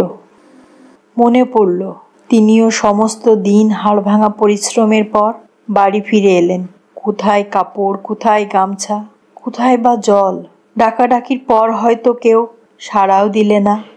তারপরে হয়তো মেজ দেওরের জলখাবারের সঙ্গে তারও একটুখানি জলখাবারের জোগাড় মেজ বউ করে রেখেছে, না হয় ভুলেই গেছে। আমি তো আর নেই, ভুলতে ভয়ই বা কি। হয়তোবা শুধু এক গ্লাস জল খেয়ে ময়লা বিছানাটা কোচা দিয়ে একটু ঝেড়ে নিয়ে শুয়ে পড়বেন। তারপরে রাত দুপুরে দুটো শুকনো ঝরঝরে ভাত, একটু ভাতে পোড়া, ওবেলার একটুখানি ডাল হয়তো আছে, হয়তো বা উঠে গেছে। সকলের দিয়ে থুয়ে দুধ একটু বেঁচে থাকলে সে তো পরম ভাগ্য। নিরীহ ভালো মানুষ, কাউকে কড়া কথা বলতে পারেন না, কারোর উপর রাগ দেখাতে জানেন না। ওরে মহাপাতকী, এত বড় নিষ্ঠুর মহাপাপ তোর চেয়ে বেশি সংসারে কেউ কি কোনোদিন করেছে? ইচ্ছে হলো এই লোহার গরাদে মাথাটা ছেঁচে ফেলে সমস্ত ভাবনা চিন্তার এইখানেই শেষ করে দিই। বোধ করি অনেকক্ষণ পর্যন্ত কোনো দিকেই চোখ ছিল না। হঠাৎ কড়া নাড়ার শব্দে চমকে উঠে দেখি সদর দরজায় দাঁড়িয়ে নরেনার মুখ। তাড়াতাড়ি চোখ মুছে ফেলে নিচের বিছানায় উঠে বসে বললুম, সেই দিন থেকে নরেন আর আসেনি। আমার সমস্ত মন যে কোথায় পড়ে আছে সে নিঃসংশয়ে বুঝতে পেরেছিল। ভয়ে এদিকে একবারও মারাতো না। আমার নিজের ধারণা জন্মেছিল বিপদে পড়লে স্বামীর বিরুদ্ধে আমি তার কোনো উপকারেই লাগব না। তাই তার ভয়ও যেমন হয়েছিল, রাগও তেমনি হয়েছিল। ঘরে ঢুকে আমার দিকে দুজনে চেয়েই একসঙ্গে চমকে উঠল। নরেন বললে, তোমার এত অসুখ করেছিল, আমাকে তো খবর দাওনি। তোমার বামনটাও তো আমার বাসা চেনে। ঝি দালানে ঝাট করছিল, সে খপ করে বসে বলল, অসুখ করবে না কেন? শুধু জল খেয়ে থাকলে মানুষ রোগা হয়ে যাবে না বাপু? দুটি বেলা দেখছি ভাতের থালা যেমন বাড়া হয় তেমনিই পড়ে থাকে, অর্ধেক দিন তো হাতও দেন না। শুধু দুজনেই স্তব্ধ হয়ে আমার পানে চেয়ে দাঁড়িয়ে রইলেন। সন্ধ্যার পর নরেন বাসায় চলে গেলে মুক্তকে নিচে টেনে নিয়ে বললুম, কেমন আছেন তিনি? মুক্ত কেঁদে ফেললে, বললে, অদিষ্ট ছাড়া পথ নেই বৌমা, নইলে এমন স্বামীর ঘর করতে পারলে না? তুই তো ঘর করতে দিলি না মুক্ত। মুক্ত চোখ মুছে বললে, মনে হলে বুকের ভিতরটায় যে কি করতে থাকে সে আর তোমাকে কি বলবো। বাবু ছাড়া আর সবাই জানে তুমি বাপ্পির বাড়ি পোড়ার খবর পেয়ে সেই রাত্রিরে রাগারাগি করে বাপের বাড়ি চলে গেছো। তোমার শাশুড়িও তার হুকুম নেওয়া হয়নি বলে রাগ করে তার সঙ্গে কথাবার্তায় বন্ধ করে দিয়েছে। কি যে বজ্জাত শয়তান মহিলা, যে কষ্টটা বাবুকে দিছে দেখলে পাষাণের বুক হয়। সাধে কি আর তুমি ঝগড়া করতে বৌমা? ঝগড়া করার আমার আর চিরকালের জন্যে ঘুচে গেল রে।